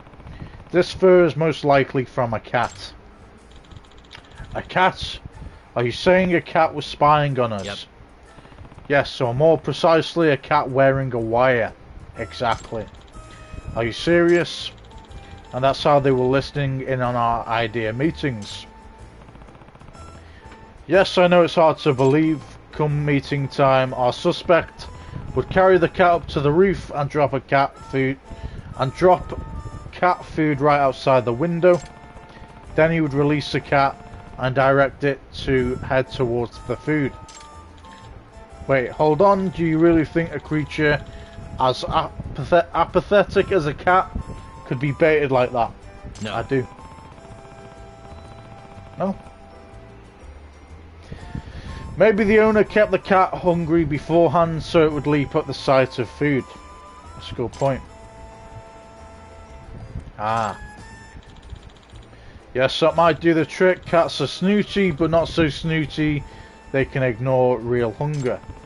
Your meeting space is near the window, which is close to where the bait was placed. Moreover, you've been keeping the window open to let the cigarette smoke out. With the bug cat sitting right aside, your conversations were leaking like a broken faucet. But again, I go back to the argument of how long would this cat be eating this cat food? You know, a cat's not going to eat cat food for like, what, half an hour, an hour. It's going to be done in like a minute. You know what I mean? I can hardly picture this. There's still something I'm not convinced about, Yagami-san. Our meetings can get pretty long. Even if the cat were well trained, wouldn't it just get up and walk away after it's eaten the food? Exactly. That's exactly my point. You're not going to have a cat eating a piece of cat food for like 2 hours, are you? Mm-hmm. Yes, I wondered about that too. My best guess would be sleep medication. Ah, now that has got a good point. They've drugged the cat food with sleep medication. The cat falls asleep on the windowsill,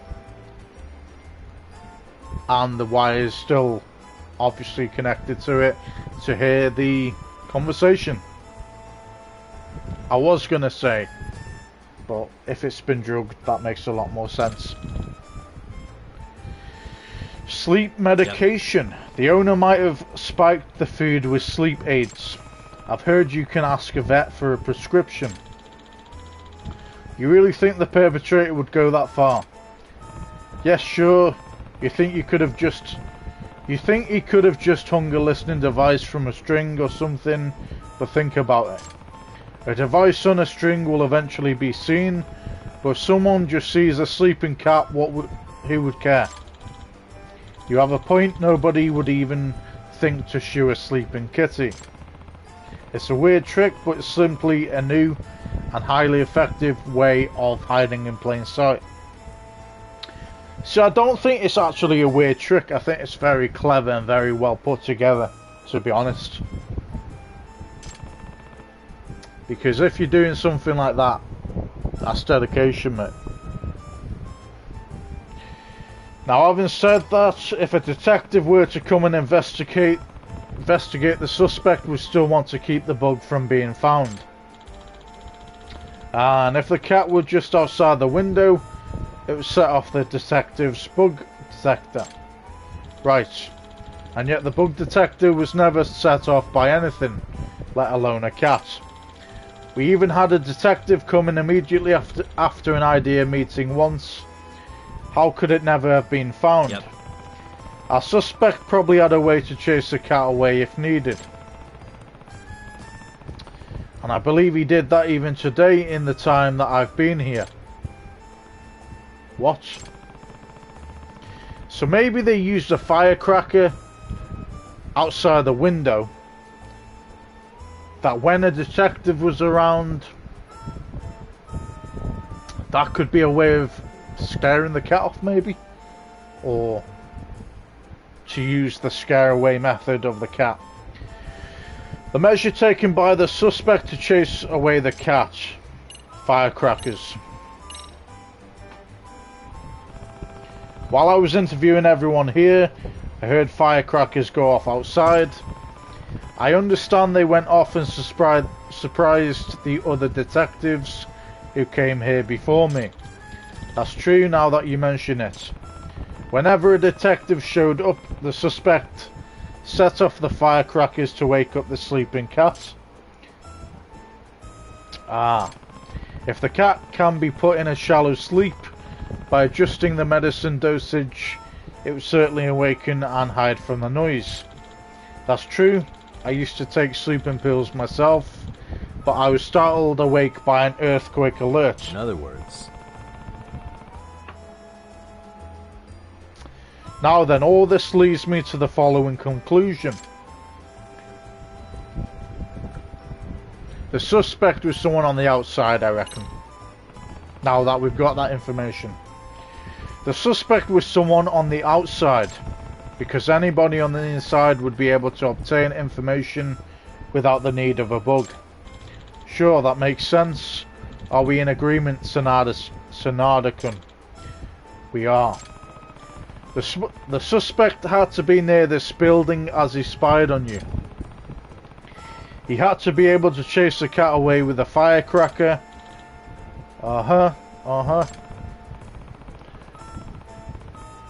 Okazaki-san, your idea meeting is scheduled to start now, isn't it? The suspect might be nearby, checking in what we're doing. Preparing to listen in on the idea meeting. My man.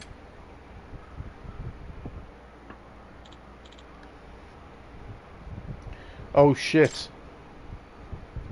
And then the cat is there as well. Kind of a scaredy cat, ain't you?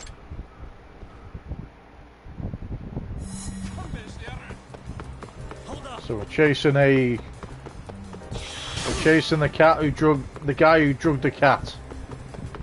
I can't wait to catch you, mate. You're a bellend.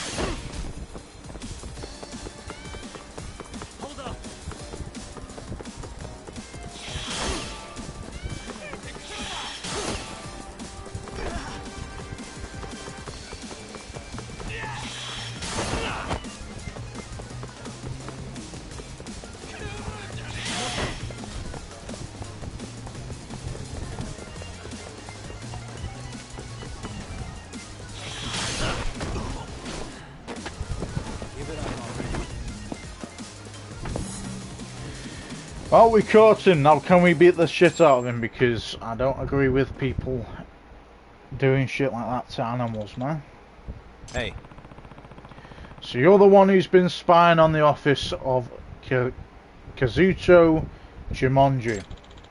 I don't know what you're talking about. This can of cat food. It had your fingerprints on it. You didn't think to wipe them off. What? I can hand this over to the police, you know. Damn it. Of course I don't actually have any fingerprints, but this isn't a courtroom, so I'd say I'm allowed to bluff a little. It's time to give up and admit to your crime. Forget it. Give me back that cat food can. Let's go.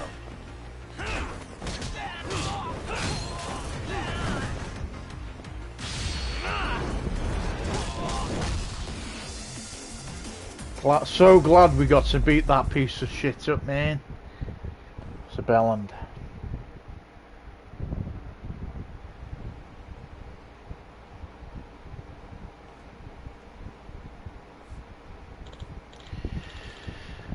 Oh, okay, I'm sorry. So who are you? Were you stealing the writer's ideas? Is your name Suguro Fataba? Yagami-san, did you catch the shoe? You know this person, so it was someone on the inside. Yes, this is Wataru Tenjinbashi, our editor in charge. The perp was your editor? Well, former editor to be exact. What do you mean?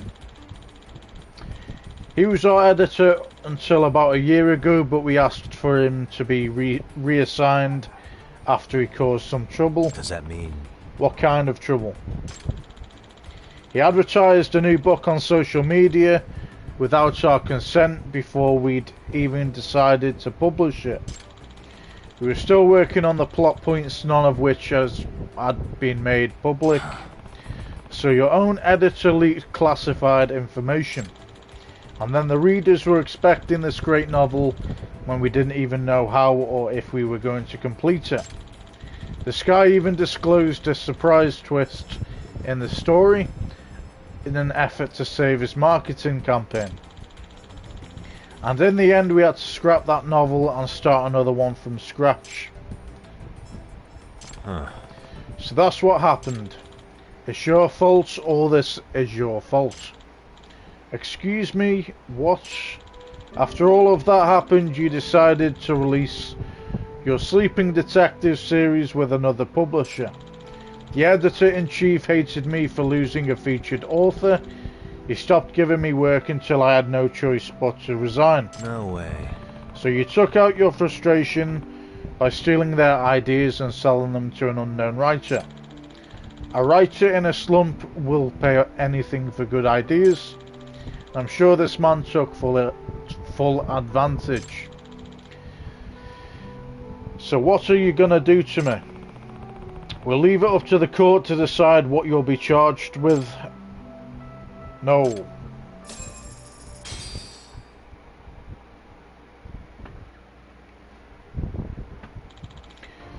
Thank you so much, Yagami-san. I'm just glad we were able to catch the perp. Sanada-kun, are we good now? Okazaki-san, you should know that I recognize your talents, but I cannot condone distrusting your teammates. I know that some of the authors are looking to go independent. I also know that worries you.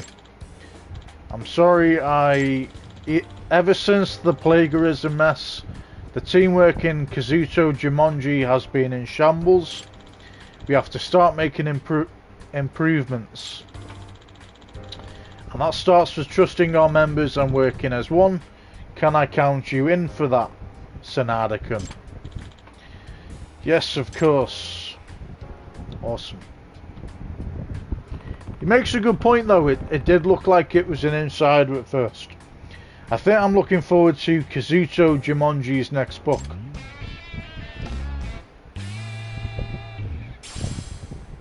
And we got a Showa Dual Records Earth. The skill EX Dagger Break has been unlocked. Learn how to use it from the skills app in the pause menu. Very good. Very nice.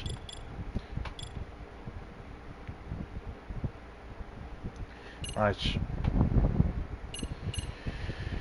Sky Dancer Recovery.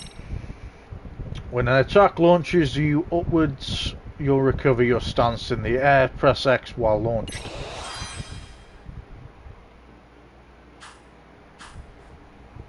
Another case.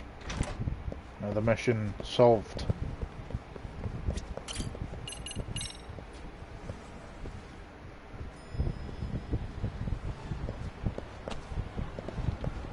Oh, that's stupid. We just walked into a wall. Nice. So as far as I'm concerned, we're done with everything in Kamurocho. So in order to progress and get back to... I keep forgetting what the other place is called. Or the other city we are based in at the minute.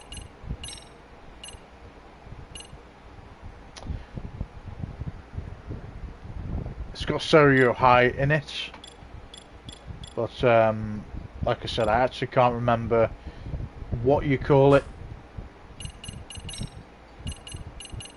and this is only really showing you a Jincho. That's the place we needed to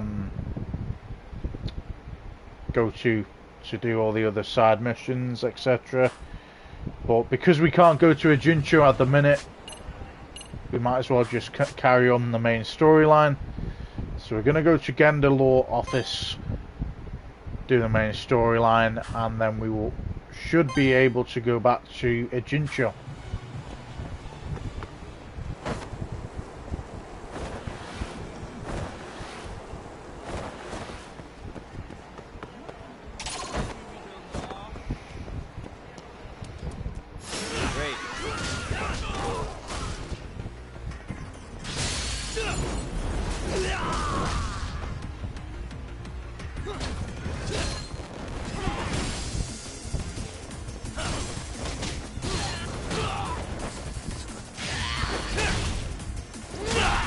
Oh, mate. Now that was brutal. That was some brutal shit.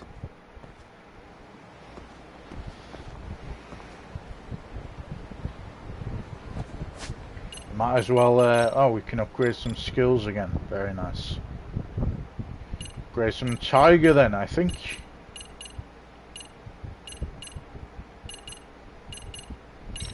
EX Finishing Blow Tiger. An intense finishing blow executed during an EX boost combo. Press triangle after a triangle combo during EX boost.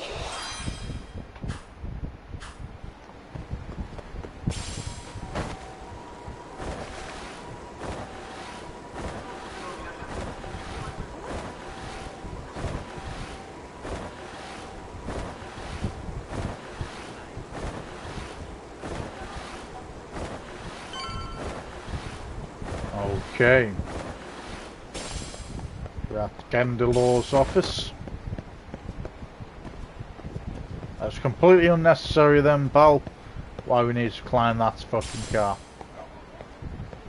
But it is where it is. Oh, perfect timing, Yagami-san. And here I was about to go without you. Are you ready to visit Mamiya-san?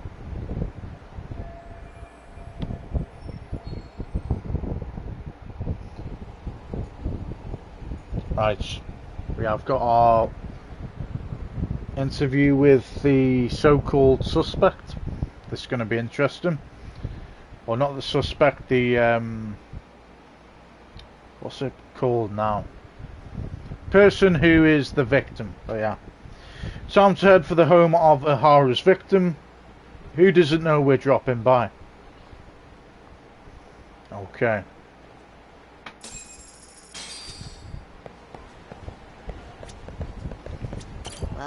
The best we can hope for is that she'll hear us out.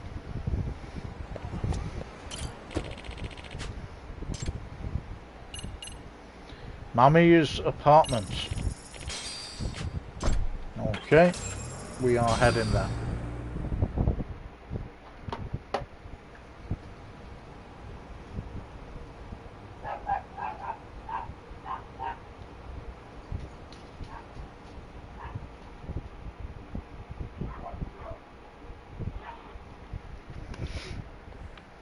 Remember, we're speaking to a victim here, Yagami-san.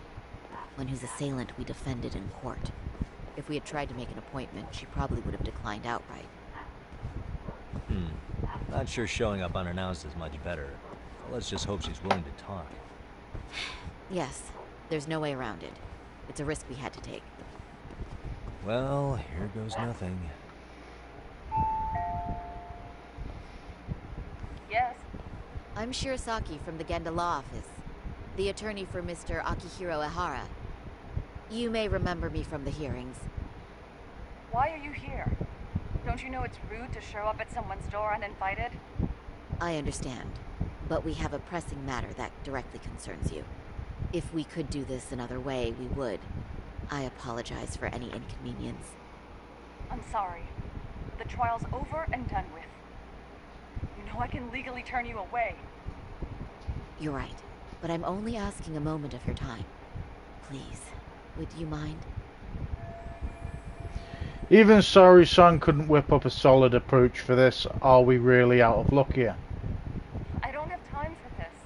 I'm going to have to ask you to leave. Wait, before you do that. Sorry to butt in. I'm Yagami, a detective helping Sari here out. And? I can't let this be the end. I need to talk to her into opening the store somehow.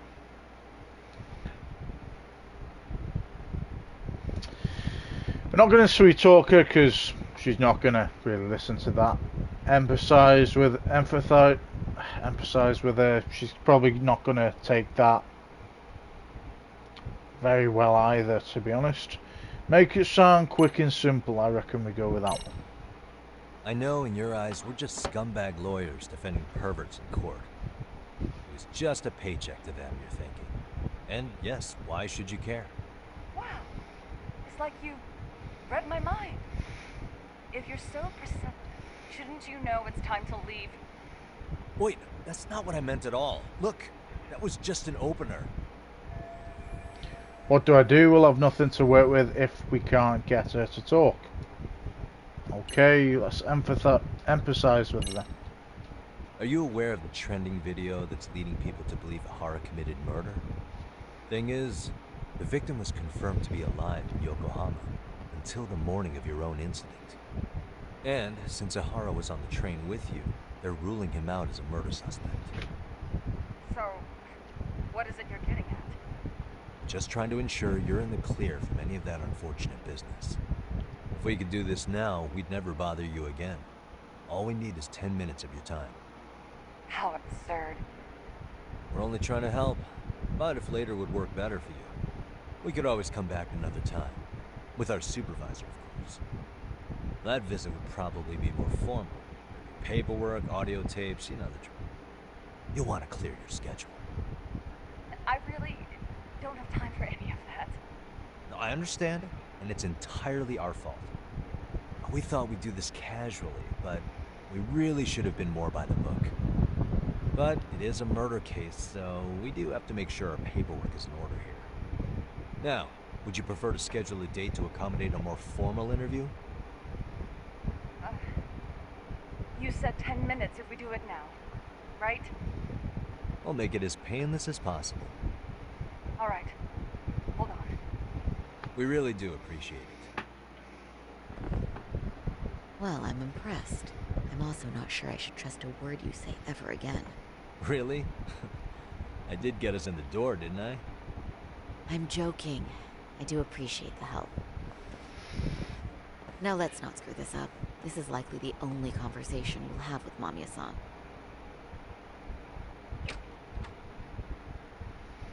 Hello. Hi there. Hi. Again, we apologize for the intrusion. Let's just get this over with already.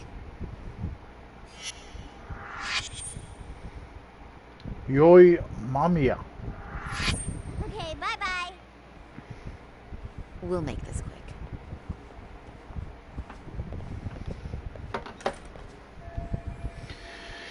We could use a conversation opener with Mamiya. Let's take a quick look around for something useful. Suspicious. A child's drawing, probably of his mother. Even put it in a nice frame. How cute. Hey. A children's bicycle. Obviously that belongs to the boy we just met. Well, yeah, obviously. If I remember correctly, Yoi Mamiya lives here with her husband and son. They seem pretty happy in this picture. Uh-huh.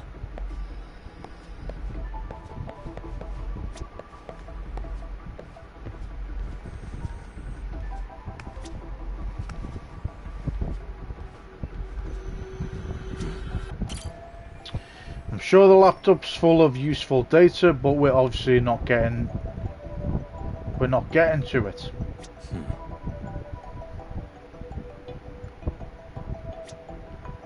Hey. That's Yoi Mamiya, wife, mother, office worker, and victim of Ihara's perversion. They got on the same train in Ikebukuro, where she ended up having to suffer through Ihara groping her. If it's real, like I said. What the? Sorry, Shirosaki, experienced lawyer at Genda Law's office. I practiced there too, only until a few years ago. Looking at her now, you wouldn't guess it, but she's even done undercover work as a hostess at a popular club. Can't speak. I remember that episode, or that scene, side mission. We did that in the first game.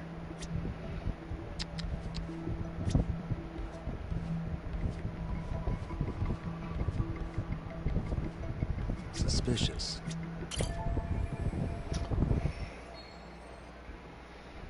This place is so clean, even without expecting guests. I ought to do the same with my office. What the? Hey. Quite the layout they've got here. The kitchen has a clear view of the living room. Uh-huh. Hey. For a married couple only in their 30s, they seem to be living pretty comfortably. Maybe their parents are helping them out too. Whatever the case, they're clearly above average income.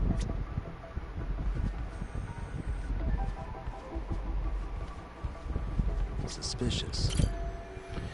A kid's play set must be nice, having a place big enough for one of those.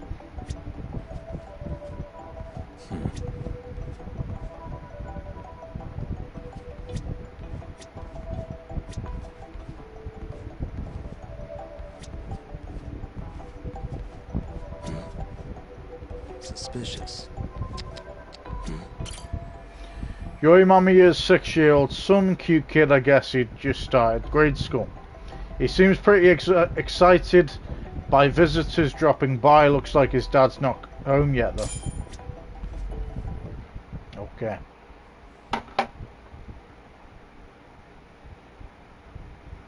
So, talk. I've already told the police and the court everything they could want to know about that morning. I'm sorry to put you through this again, but would you mind going over those details with us?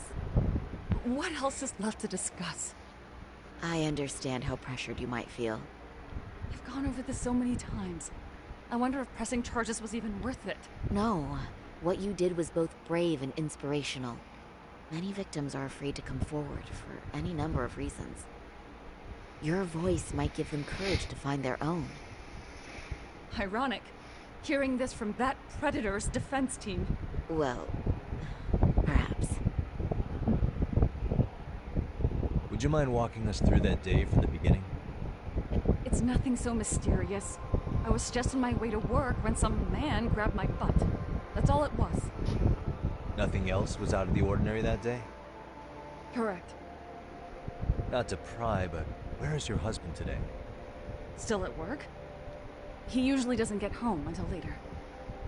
On that note, I have to feed my son, so let's get this wrapped up soon. We'll try our best. Moving along. On that day, you and Ahara-san boarded the train bound for Ikebukuro, correct? Had you ever seen the man before then? No. At least not that I can recall. How many times must I go over this? Your lawyer friend here already knows everything I have to say.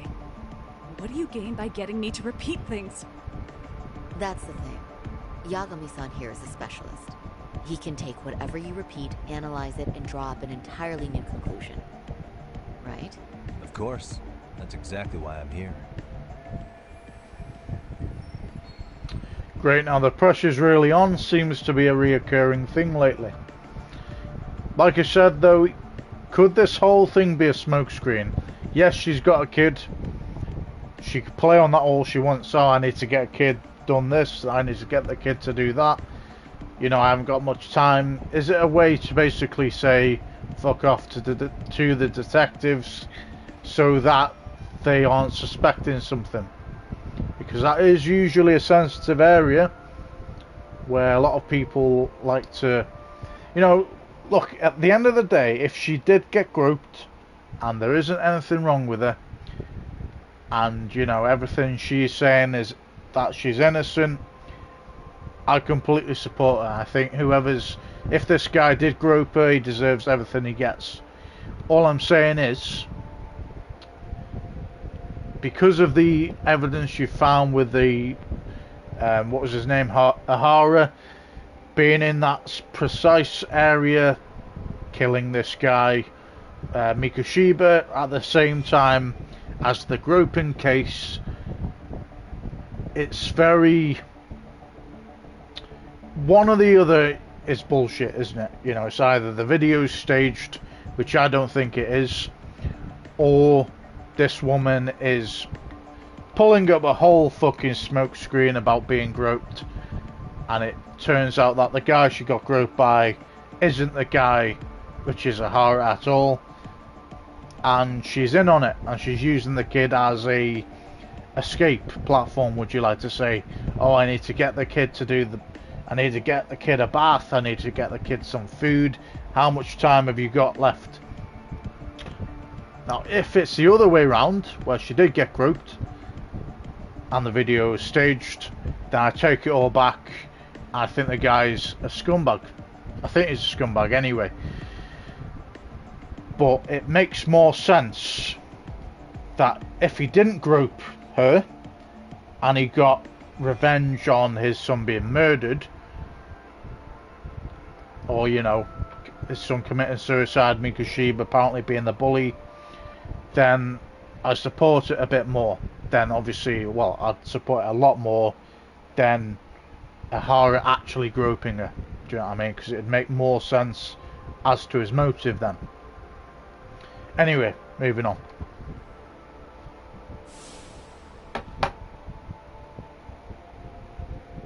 In the security footage, as you stepped onto the train, it looks like Ahara-san stepped right behind you.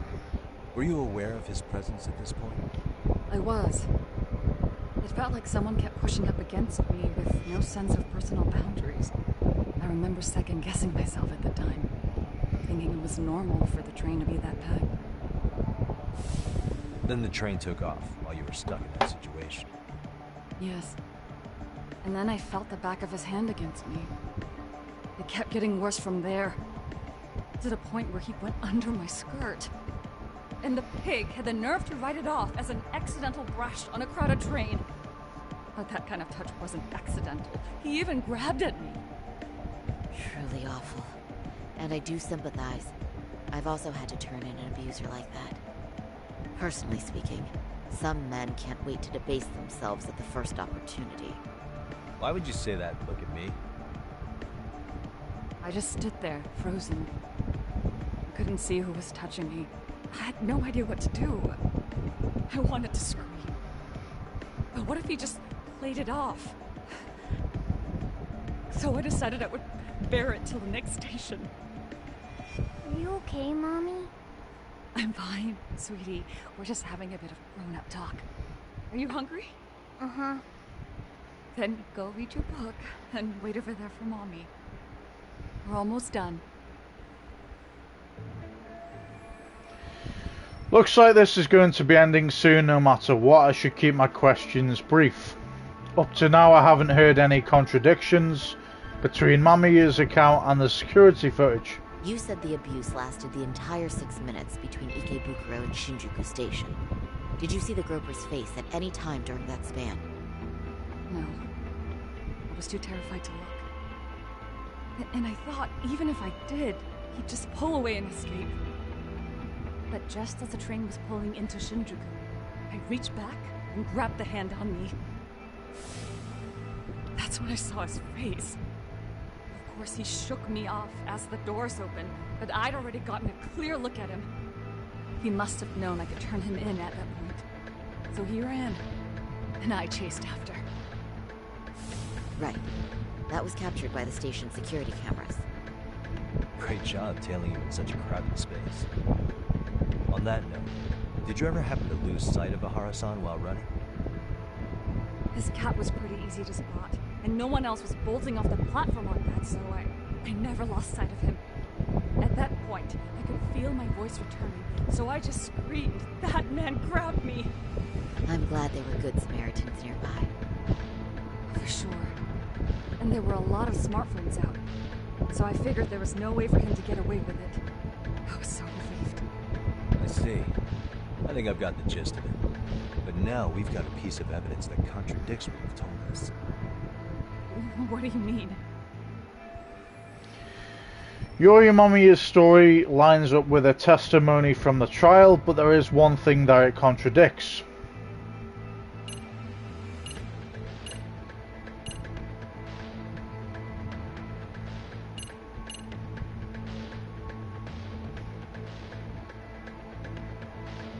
Go with this one.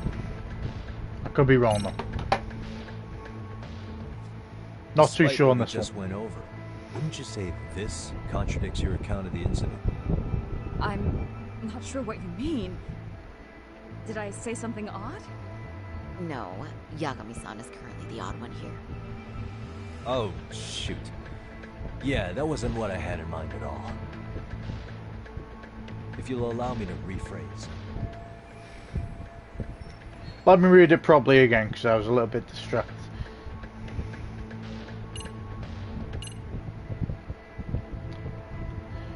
Does she know about this?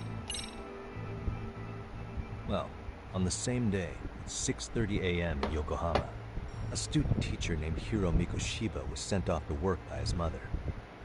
But he was soon abducted near his home, only to be found dead much later in Ijincho. Is that...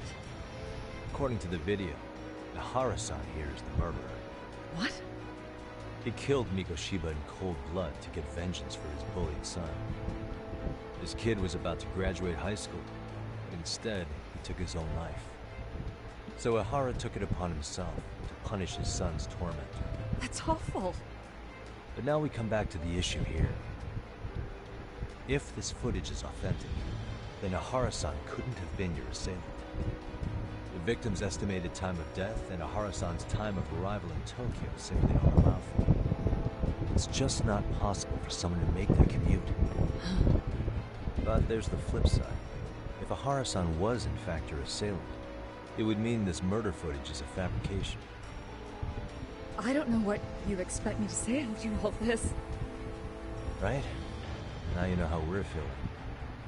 That's why we came to see if you had any leads for us. So that's what this is about. After hearing your story, I have no doubt you endured a lot that day. Which would obviously mean that murder video is faked. Then, who shared that video? And why? Wish I knew. Based on the quality, something this convincing would need quite a budget. Whether it's CG on top of real murder footage, or just a rock-solid AI creation, no way it was cheap. So why go through all this effort to fake a murder?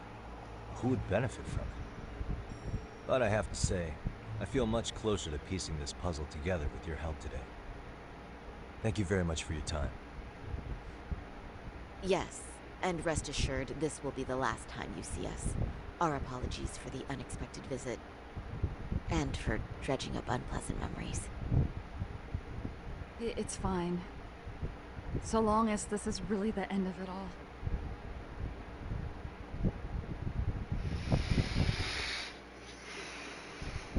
Okay, so let's see what happens here. I'd like to report Mommy Aslan's account to the rest of the team. Can I count on you to be there? Sure. Let me give Kaito-san a heads up. Alright, then I'll see you there.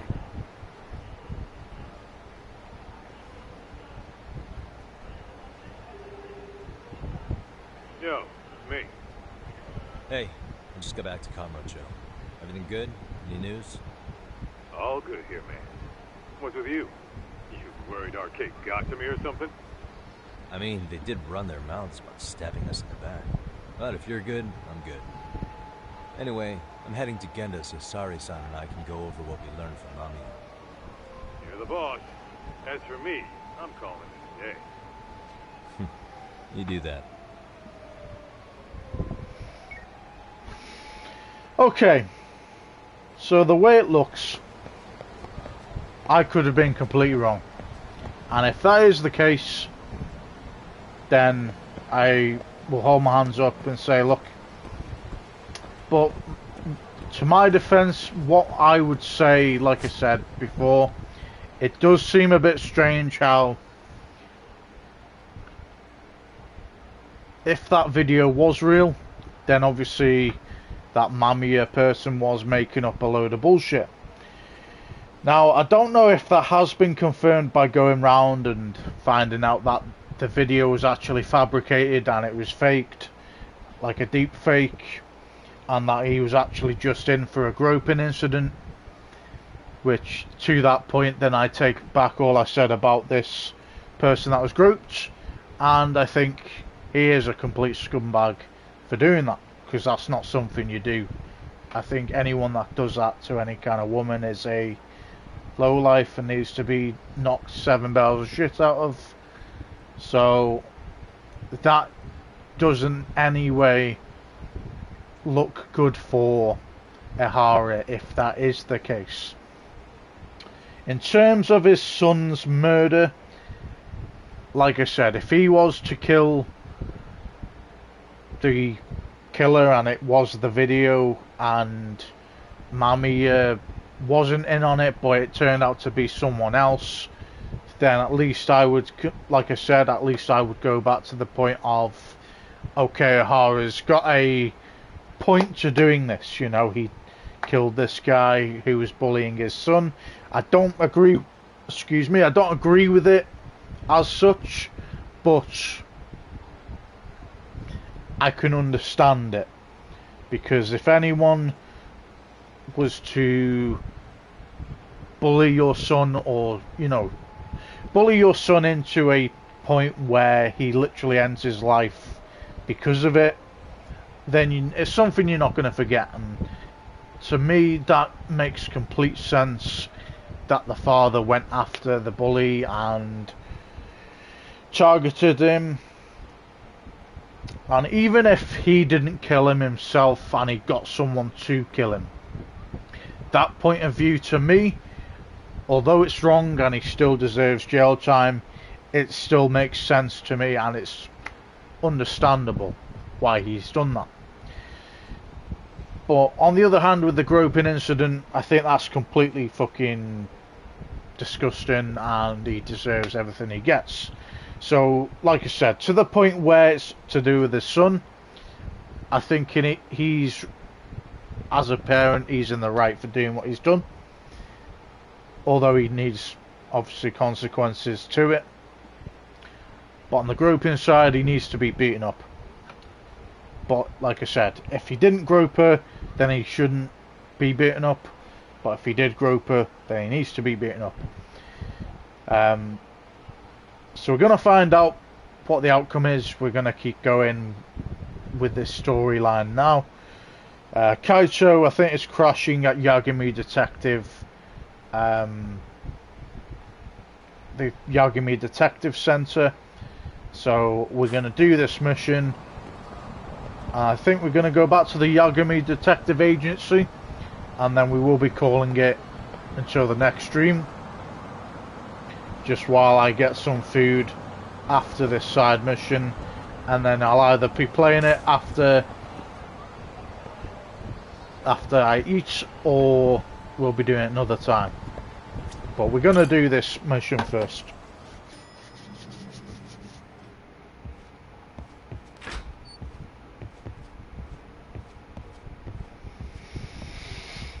Okay. Are we ready, Yagami-san? Let's start with our visit to Mamiya-san, if that sounds reasonable to you. Let's start. Yeah, let's start there. So, the victim's story is completely in line with her court testimony, huh? That's correct. There wasn't anything new to pick up. Unfortunately. In which case, should we look into the murder video instead? Like, figure out how they made it? Let's not get ahead of ourselves here. Whether that tape's fake or real, someone had to put it online, right? Do we have any theories on who that might be? Well, the footage showed enough of the surroundings to make the crime scene clear. As somebody who's been there, I can confirm that the blood splotches match what you see in the footage. Which means... Who uploaded Ihara's murder footage to the internet? Well, Ihara couldn't have posted it himself, I don't think, because he was obviously in incarceration at that point. Which means there's no electronic devices. Don't think the prosecutor would post it personally, because that would go against everything the prosecutor would do, unless it was for evidence supporting their case. The Kanagawa detectives posted it. I don't see them having a motive for doing that. Why would they want to do that? So Ihara's accomplice posted it, I reckon. The murderer's accomplices have to be the ones who posted it for him. Yeah, I can't see it any other way. I also agree with Yagami-san. But in that case, what would their motive be? Maybe they wanted to make a mockery of the police, or even the whole system. Huh? Well, they were friends with... for groping, so he'd have... They could have even been friends with Ihara's son. That could be a viewpoint. Alibi for Mikoshiba's killing. But then his conspirators turned it around by uploading the murder video online. Almost as if to say, look how he got away with it. I see. Yeah, that does make it sound like he's taunting. That's well and good, but I'd like to shift gears. Let's talk about the actual fabrication of the video. How does one go about that? Well, for example, the true culprit would be taped murdering Mikoshiba. Then Ihara's face would be copied and blended onto the killers. That's how they'd approach it in a Hollywood movie. But then, wouldn't you be able to see traces of it being faked? Tsukumo-san reported that he's found nothing of the sort in his analysis. We've been down this road before. If we take the stance that the footage is fabricated, we have absolutely nothing to work with. Then let's tackle this from the stance that the video's actually real. If that's the case, there has to be a flaw in the groping issue. Now, I could even bring something new into it. I know I keep interrupting the dialogue, guys. I do. This is the last time I'm going to do it. This could even be a new motive or a new situation. Ihara murdered the victim at an earlier date. He did the victim in at an earlier date. He thought to himself a week after he killed Mikoshiba, I need a motive to get out of this. I need a way to make it look like I didn't do it. That I hired someone to do it. But there's no evidence. So what do? I make a thing up like groping someone intentionally so that people focus on me being this dirty scumbag person to do that, instead of doing it because I'm a murderer. Lower sentence, gets away with killing the son's bully, win-win situation. Now I don't know if that is a possibility, but he could have killed this Mikoshiba person about a week earlier, a couple of days earlier, day earlier, made it look like it was done that day, the same time, the same exact place he groped this woman.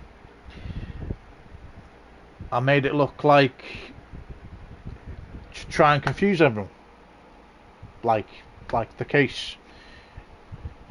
And like I said, he could have done this a couple of days ago, day ago, even 24 hours ago, even 12 hours ago. And then he went onto that specific platform, did the groping incident, made that the center of attention for what he was about, instead of murdering this guy. Made it look like he had hired people to do it, so he'd get a lower sentence, and he'd get away with it that way. And it could have even been helped by people in the force, because he was an ex-police officer, or police officer at the time. People in the force could have gone along with him, and they could be involved in it too. I think we've right, enough scenarios now. I'm going to listen to the dialogue and let you watch the storyline. collected enough evidence to find it too. So, what does this do for us? Once Ihara entered the Ikebukuro gates at 7:43 a.m. and stepped onto the platform, he was continuously monitored on camera. But if he really killed Mikoshiba at 7:30 like we saw, there's no way he could have reached Ikebukuro in time.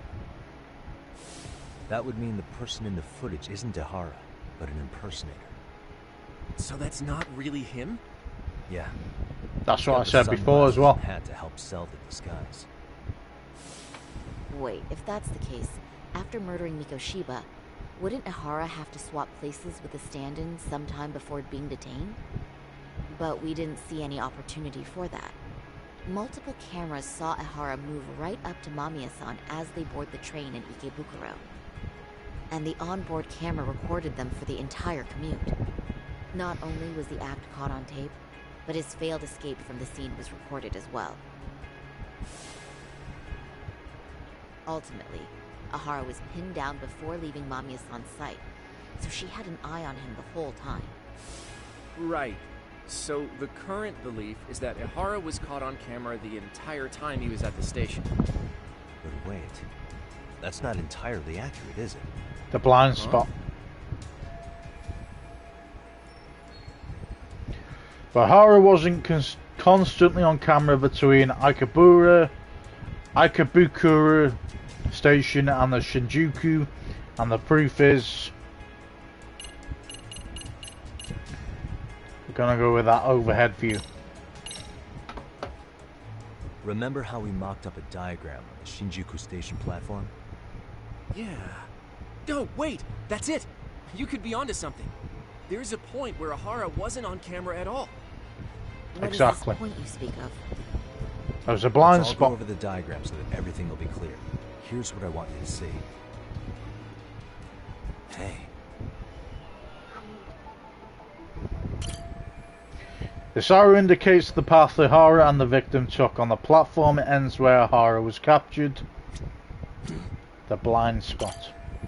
Yes, this is the spot I'm looking for. It's very brief, but there's a moment where Ihara and Mamiya-san can't be seen by the security cameras. The dotted lines on the arrow represent the camera's blind spot. It does appear so. So you're saying this is where the groper, the fake Ihara, traded places with the real one? Can't say it's impossible, right? Right. Except if that actually happened, Mamiya-san would have been right behind them at the time. Could the two really swap places without her noticing? In a crowd like that, I think it's feasible. If that really was Ihara's plan, then I'd say he was being careless. Careless? How? Well, on the day of the incident, the station was packed for morning rush hour. That means there was no solid guarantee the assailant could make the switch. He could have been nailed by any random passerby before reaching the blind spot. Good point. Not only that, if Mamiya-san had called for help while the train was still moving, then the first Ihara would have been caught before even reaching the platform. Oh, I mean, yeah. Called it. Think about it, Yagami-san. Why would Ihara's accomplices meticulously plan out every last detail of this alibi, only to leave such a crucial component to chance, as Hoshino-kun pointed out? Oh, just doing my job. True. Good work, Hoshino-kun. In fact, I think that may back up my own take on it. Yeah? What if everything, including the appearance of leaving the plan to chance, was part of the plan? Can you expound on that? I'm saying I agree that such an airtight alibi wouldn't have allowed for contingencies. And that takes the question to another level. Just how far did they line up the pieces in advance to make the swap work? Are you saying there's more to it than we discussed? What did we miss? If everything on the day of the murder includes the train grouper, or including the train grouping was planned from start to finish, what else can we possibly deduce?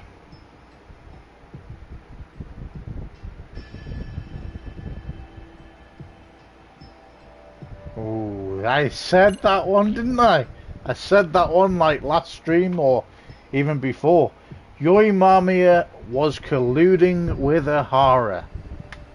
Let's try that one. I know this won't go over well, but what if Mamiya was colluding with Ihara all along? Huh? Bear with me. Let's say Mamiya was in on this, and knew about the imposter in advance. If that's the case, the swap could happen right in front of her, and no one but the three of them would know. You're saying the victim of a groping conspired with her? I know what she was gonna. I know she was gonna say ridiculous. that. It's not a suggestion I'm fond of, but I have to consider the possibility of Mamiya playing a part in this conspiracy. Let me just say, I'm only trying to work out how a swap like that will be guaranteed to work. Now, if Ihara and his stand-in both know that Mamiya will pretend not to have seen them, they can trade places in the blind spot with impunity. Conversely, if Mamiya wasn't in on the plan, the idea of a swap would never work. We can say with certainty that she would have seen the swap, so... she could have even called attention to the real Ihara the moment he stepped in. That way, the people around her would be focused on chasing the correct assailant. The rest is as we know it. They caught Ihara and detained him until the police showed up. Hold that thought. If your theory is accurate, what about Ihara's trace evidence? Remember that fibers of the victim's underwear were detected on his hand. Well, that can also be explained by Mamiya being in on the plan. For example, while the stand-in was showing himself at the security cameras, Mamiya could have easily provided Ihara access to a pair of underwear at the same time. Maybe the stand-in loitered around for so long because he was letting everyone else get themselves in place. It's not impossible. We can work out the other details later. But the point is, Ihara's murder alibi is shot if Mamiya was involved. In summary, it's possible that Ihara disgraced himself to secure an unshakable alibi for Mikoshiba's murder. I'll concede that it's an avenue worth pursuing. And when it comes to the prosecution, they can't just admit they got the first case so wrong. Plus, they can't question Ihara about Mikoshiba's murder. In fact, their only option is to claim the tape was faked. So he managed to make a farce out of the system after all. Well, his court case for his son's bullying did get more or less thrown out, didn't it? The school, the investigative committee, and the court all agreed there wasn't enough evidence to convict anyone. No surprise for me that the guy held a grudge against the system for so long. Hold on. Before we all decide on this. What's up? The obvious question to me is why would Mamiya be party to such a crime? She appears more than financially stable, and she's even raising a child. So why would she do something so enormously risky as helping establish a murder? She's friends with him. Yeah, I haven't gotten that far yet. She's friends with him. Maybe she was Or promised money. something that far exceeds the risk. Or maybe Ahara has some kind of dirt on her even? Enough to make her help with a murder? What sort of secret would be big enough to force someone into that corner?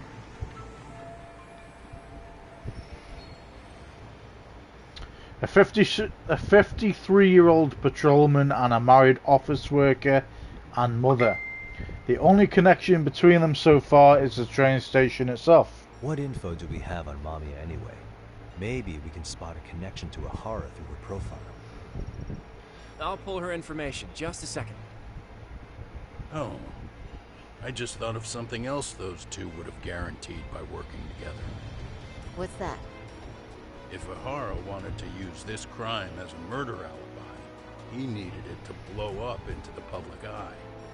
But if he had chosen a victim who stayed silent, then nothing would have come of it. A solid plan would need to eliminate that variable, which means Mamiya being an accomplice was crucial to Ahara's success. That's true. Looks like Ahara pulled one over on the prosecution. Had his accomplices right where he wanted them, even his victim. Once we learn how he's connected to Mamiya, we can root out the rest of his team. Let's see. According to her file, her maiden name is Yui Suzuki. 30 years old, so that's consistent. Originally from Ota, Tokyo. Attended a private high school called Kurakawa Academy. Later graduated from Toto University. Huh. Met her husband on the job, apparently.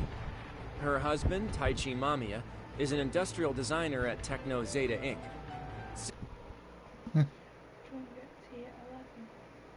Yeah, I'm going to be coming off it after this anyway.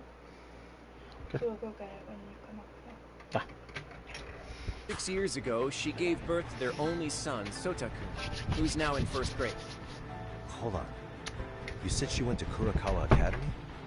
I heard that name in Ijincho. If I recall correctly.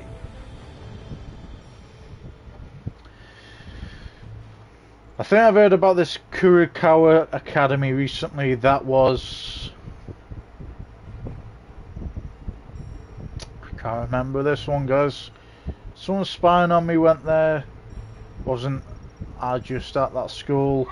It wasn't the school, I don't think. Try the Tsukumo graduated, possibly. That's not where Tsukuma went, was it? Before, you know, closing himself off to the world? Nah, Tsukumo-san studied remotely. He told me that when we were out having drinks one night. Wait. Tsukuma went out drinking with you? Yeah, we had fun. What did you guys even talk about? Hey, why am I getting grilled all of a sudden? I agree. This is nowhere near relevant. Yagami-san, what were you saying about Kurokawa? Well, we had to cancel it out, didn't we? Right. At least we know Tsukumo isn't a bad guy. He seems like a really clued up guy anyway, so I'm just glad he's 100% on board, and it's always good to know that 100%. Where have I heard the name Kurakawa Academy? I could swear that school's come up recently. Okay, maybe it was at the school. Didn't I just go there to investigate a bully? Or am I losing it? That's Seiryu High you went to? That's what it... I knew it was Seiryu High, I just didn't know if there was a part to it where... A bit like the dance club, it was a different name, wasn't it, to Seiryu High? Why did I think they sound similar? Okay, it was this one. Apparently someone's spying on me. When I went to scope out the murder scene, there were these 3 guys watching the detectives and me. They told us they were just checking things out. They mentioned they're Kurakawa grads too. You have any ID on you? Will my license work? Take-san, age 30. I remember these guys. Age 30. Mommy is 30 as well. What's that got to do with anything? Aren't we trying to find a connection between Mamiya and Ahara? I found the Kurakawa Academy website. Looks like they're pretty prestigious. It's in Tokyo, specifically in Ota. Pretty close to where Mamiya lived. Oh. What? The girls there get such cute uniforms. You little. You want to start all over from the bar exam? Wait, I've seen that uniform before too, actually. Where? On an old picture of a teacher at Serio High. Sawa-sensei. Hara's son confided in her. Is she actually a Kurakawa grad too? I don't know Sawa-sensei's exact age, but she could well be 30. Maybe all of them are even classmates.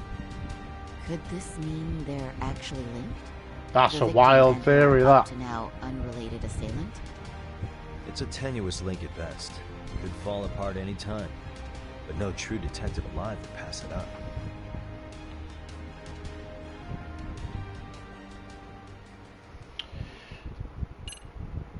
Well, guys, like I said, man, how did I tell? Look, at the end of the day, I did say that this Mamiya, I even called it, like, in the last 2 streams ago, this Mamiya might be using this whole thing as a, what would you call it, a distraction, you know? Oh, he's a groper. Now, like I said, I didn't want to say that she was complete bullshit, because, like, at the end of the day, look, if someone is being groped and it isn't being taken seriously, you know, it is a very dark situation to be in for the person who's been groped, who's been sexually assaulted, and people who have done that in the game and in real life. I do, like I said, I do feel sorry for the people that have been through that, and the people that have done it deserve all the bad shit to come to them, man. But I just had a feeling, you know, it's just one of these feelings that blind spot.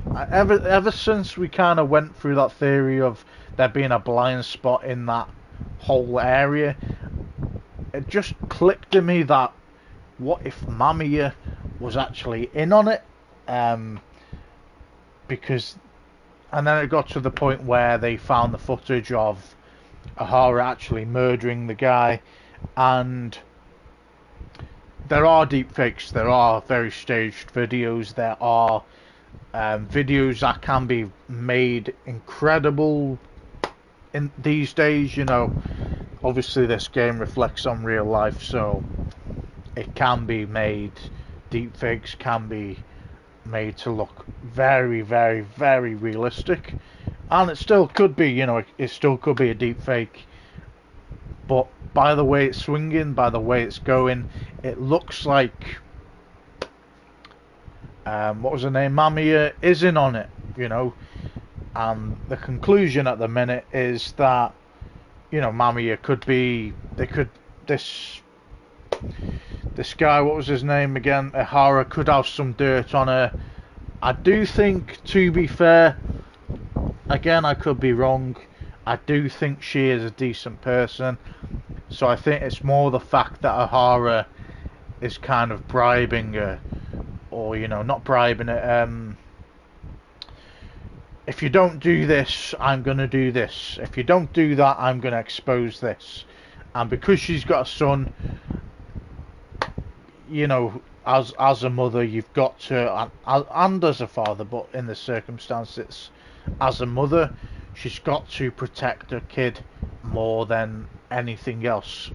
And as far as she's concerned, as far as it stays that it's a groping case, and hence why she doesn't want anyone else to get involved, and that's where it wants to be stayed at, or left at, should I say, she will have that promise of being able to keep her son safe. Now, that is my honest opinion. I don't think she comes across as the type of person that is wanting to cause shit, or is wanting to be a criminal, but I think she's almost like, she's in a circumstance where she is being forced to keep quiet about it, and she's been forced to kind of make up this whole thing that, oh, he groped me and shit like this. So again, we go back to the point of if Ihara didn't grope this woman, then I understand a lot more to the point why he wants to keep this, well, why he did what he did. If he did kill this guy, Mikoshiba. I do think holding a woman hostage, though, and making it into like a groping story is still a scummy thing to do, even if you didn't do it. But it actually makes a bit more sense in that case, and you look a bit more normal than a disgusting bellend. So like I said, I don't agree with what Ihara's done, but it makes a lot more sense this way, where he's kind of forcing her to make up this alibi that, oh, she's being groped on the fucking platform, and then this fake person that Ihara's accomplice swapped or had the same outfit on, and again, during that blind spot they swapped over. Mamiya knows about it, but she's been told to keep quiet for her son's safety and shit like that. And that's where I think we're at. But mate, I said this ages ago. Good character judgment, mate. I am a great character judgment. Not to be big-headed, but I am very good at character judging.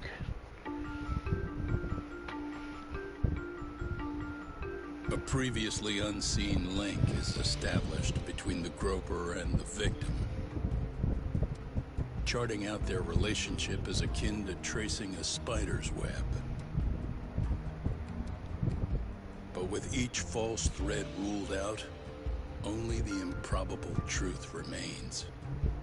Ihara orchestrated the groping as a diversion, and by tarnishing his name, he secures both an alibi and his ultimate revenge.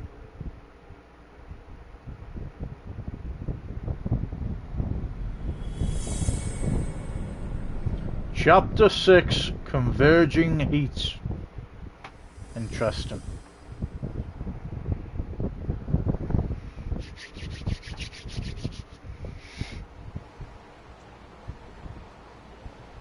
Hey, we've got our classic. We've got our classic fucking what's it called, man? Piece things together board. I can't fucking think of it. Like a spider diagram of all the victims and information here, and I love it. Great. Murder was sparked by the bullying of Toshiro Ihara, who committed suicide 4 years ago. The graphic video that hit the net showed the world how Toshiro's father, Akihiro Ihara, had brutally avenged his son. We also know the father had accomplices. On October 7th, the ones in the blue masks, they forced Mikoshiba into a vehicle, took him to an abandoned building, and gravely injured him. Then, around 7:30 a.m., the time frame when Ihara killed Mikoshiba, the other conspirators were probably nearby, even though they weren't on camera. At the same time, 30 kilometers away at Ikebukuro Station, a man who looks like Ihara is caught on camera. We'll call that guy the stand-in. The stand-in made sure he was in front of the cameras for more than an hour before boarding the 9:06 a.m. train, the same one Yui Mamiya was on. After committing sexual battery on that train, he meets the real Ihara in the camera's blind spot, and they change places. That's how he established a false alibi for Mikoshiba's murder. And to achieve this, the victim, Yui Mamiya, had to have been in on it from the start.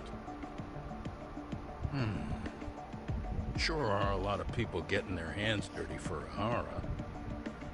Mamiya, Ihara's standing on the train, the guys who kidnapped Mikoshiba. How did some troubled cop manage to recruit so many allies? Well, one person that comes to mind, who might be the key to all this, is Yoko Sawa. She's a teacher at Seiryo High. She was the only adult Toshiro-kun ever told about the bullying, and she supervised Mikoshiba as a teacher before he disappeared. On top of that, she's a Kurokawa Academy graduate, same as Mamiya. Those trespassers at the murder scene were also from Kurakawa. Since they're all about the same age, it's possible they were all classmates. So you're saying these classmates are also Ihara's murder accomplices? If we consider Yokosawa the central link, that's very possible.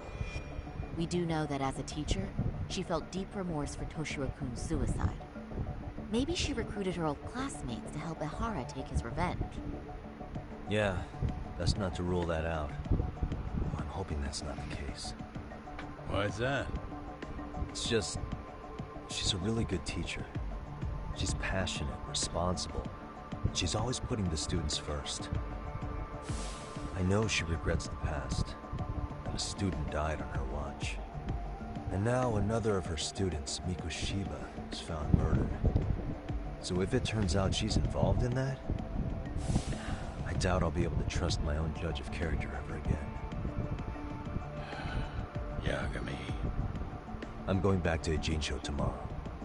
The plan is to bring up Mamiya's name to Sawa-sensei and see how she reacts. Until then, let's not jump to conclusions about her involvement.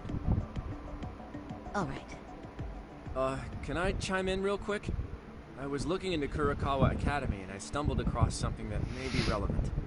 What's that? Well, it happened 13 years ago, but there was an attempted suicide.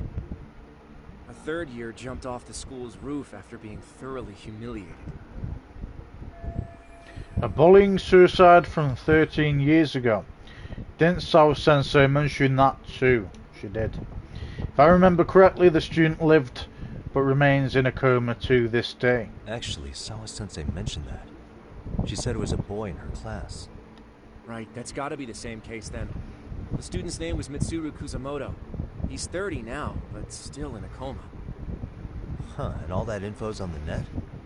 It wouldn't be normally, but his mother happens to be Vice Minister of the Ministry of Health. Ever heard the name Reiko Kusamoto? Not once. I have. It was on the news. They were talking about her and her son. Vice ministers rank above most government officials, so this lady is quite a position of power at the Ministry of Health. Well, do you remember the uproar in the Health Ministry when Vice Minister Ichinose got arrested? Apparently, his successor couldn't contain the resulting chaos, which is when Kusamoto-san got tapped to lead. They couldn't afford another criminal scandal, so her promotion was out of the blue.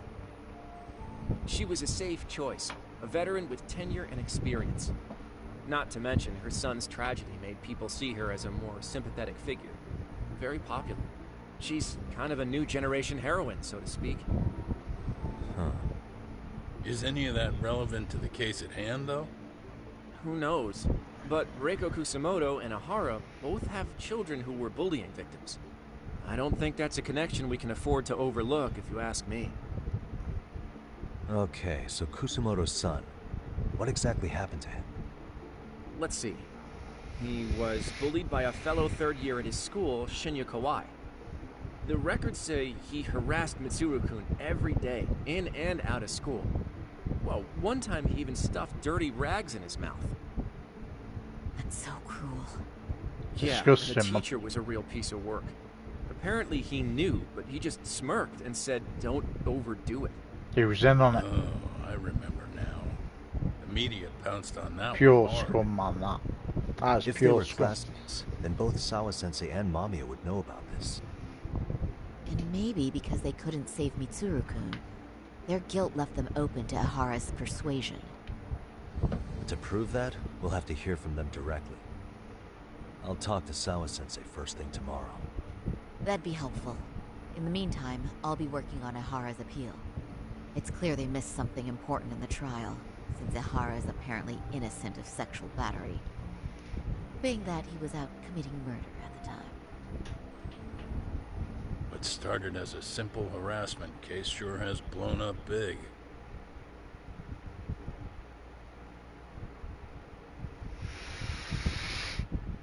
Okay, we've got a lot of information out of this.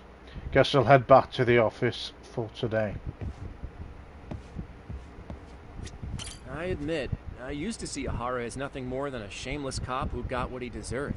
But I guess that's what he wanted us to believe, along with the prosecution and the public at large. Thanks again, Yagami-san. Try to relax for once. You've earned it. Wow, a compliment from fucking Saori-san. Fucking amazing, that. What we're dealing with is a man who disgraced himself and the justice system, all in the name of vengeance. At this point, I doubt much can scare him. You have to be a certain kind of desperate to sink that low. Again, though, I can kind of understand his point of view. What we're dealing with at this point. So do these keep... Thanks. Yeah. But I guess that's what he wanted. Okay. They usually disappear, but speech stays this time.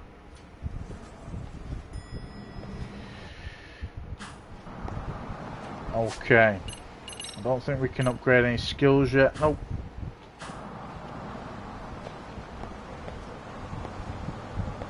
Where do we head to?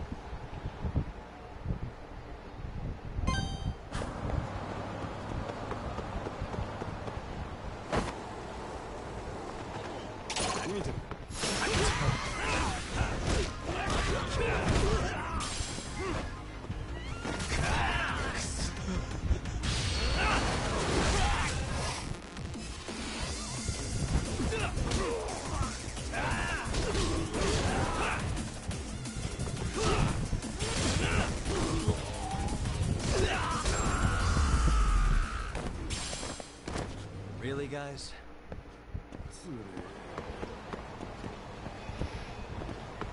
Okay. Like I said, I just don't know how right I was about that, to be honest. I can't believe how much I got that bang on. Maybe I didn't get everything bang on, but I got most of it bang on.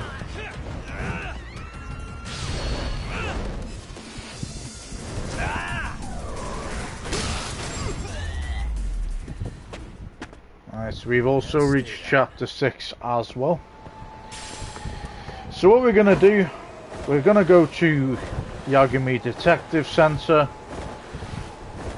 or Yagami Detective Agency.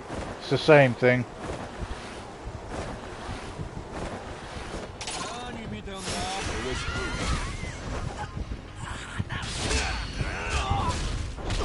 Oh, now that's one way of knocking someone out, I suppose.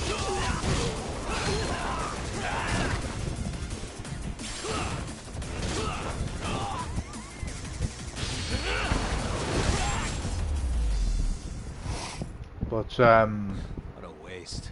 We're gonna go back to the agency center, assuming we'd get some, or Yagami would go to get some rest, and then we are going to leave it there until I decide what I do next. Obviously I'm going to go and get some food, and then we're either going to carry it on after, or we'll play it tomorrow, depending on what happens.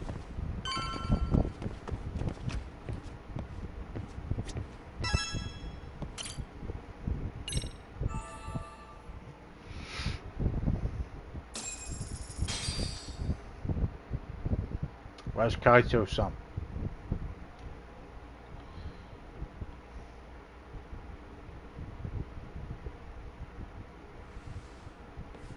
There he is.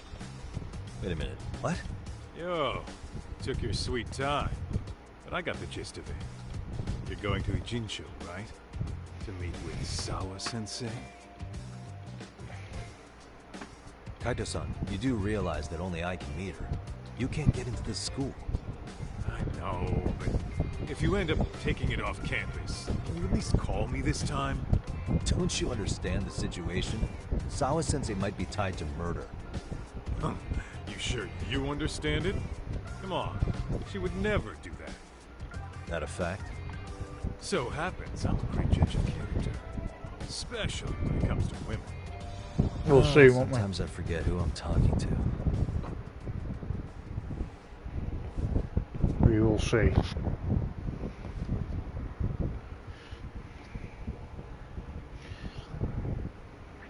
Right, head to a Jincho. And on that note, we are going to save it, and we are going to leave it there for now. Like last time, guys, we have done loads on this stream. We got into the trying to think of it now. We went into the arcade's hideout. We went to go and rescue Kaito-san. Took up a disguise as someone that looked like Yagami. Had to end the last stream because of the fact that we missed the we missed the part where we'd go back to the room to get open the safe, which turned out to be some security trousers or something we got from it. But once we got to that main bit, we couldn't go back to that locker, so we had to restart it. We ended up going back, did a speed run, because it ended us back at the very start of where we'd have to go to the hideout. So I did a speed run on that, and then started the stream off again when we were already in our, what would you call it, disguise. Found out the code, got past the RK members without being noticed. Did the went past the members without being noticed the first time round. What I meant is to go to the safe. Got past there as well, obviously. Did a cutscene. Fought a bunch of arcade members, and then we came back. That was kind of the main storyline. Then did a couple side missions. One was a burglary. One was investigating a person that was trying to get revenge on being sacked as an editor for this famous author, which turned out to be 10 people behind the so-called author act. We sorted that one out. Then we went to what was it called now? Mamiya's, or however you say her name, apartment to get more information. Didn't really get much apart from what we already knew. Then it kind of turned on its head. I was starting to think, oh, maybe he didn't, he wasn't this pervert, and he was just a... No, let me start again. There's me thinking he was this pervert, and he was did hire someone to kill Mikoshiba, or he even did it a different time zone. And it came to the conclusion that I was right about 2 streams ago, is that Mamiya might be in on it, and there might be someone that changed during the blind spot in the train station. There was an imposter or perpetrator.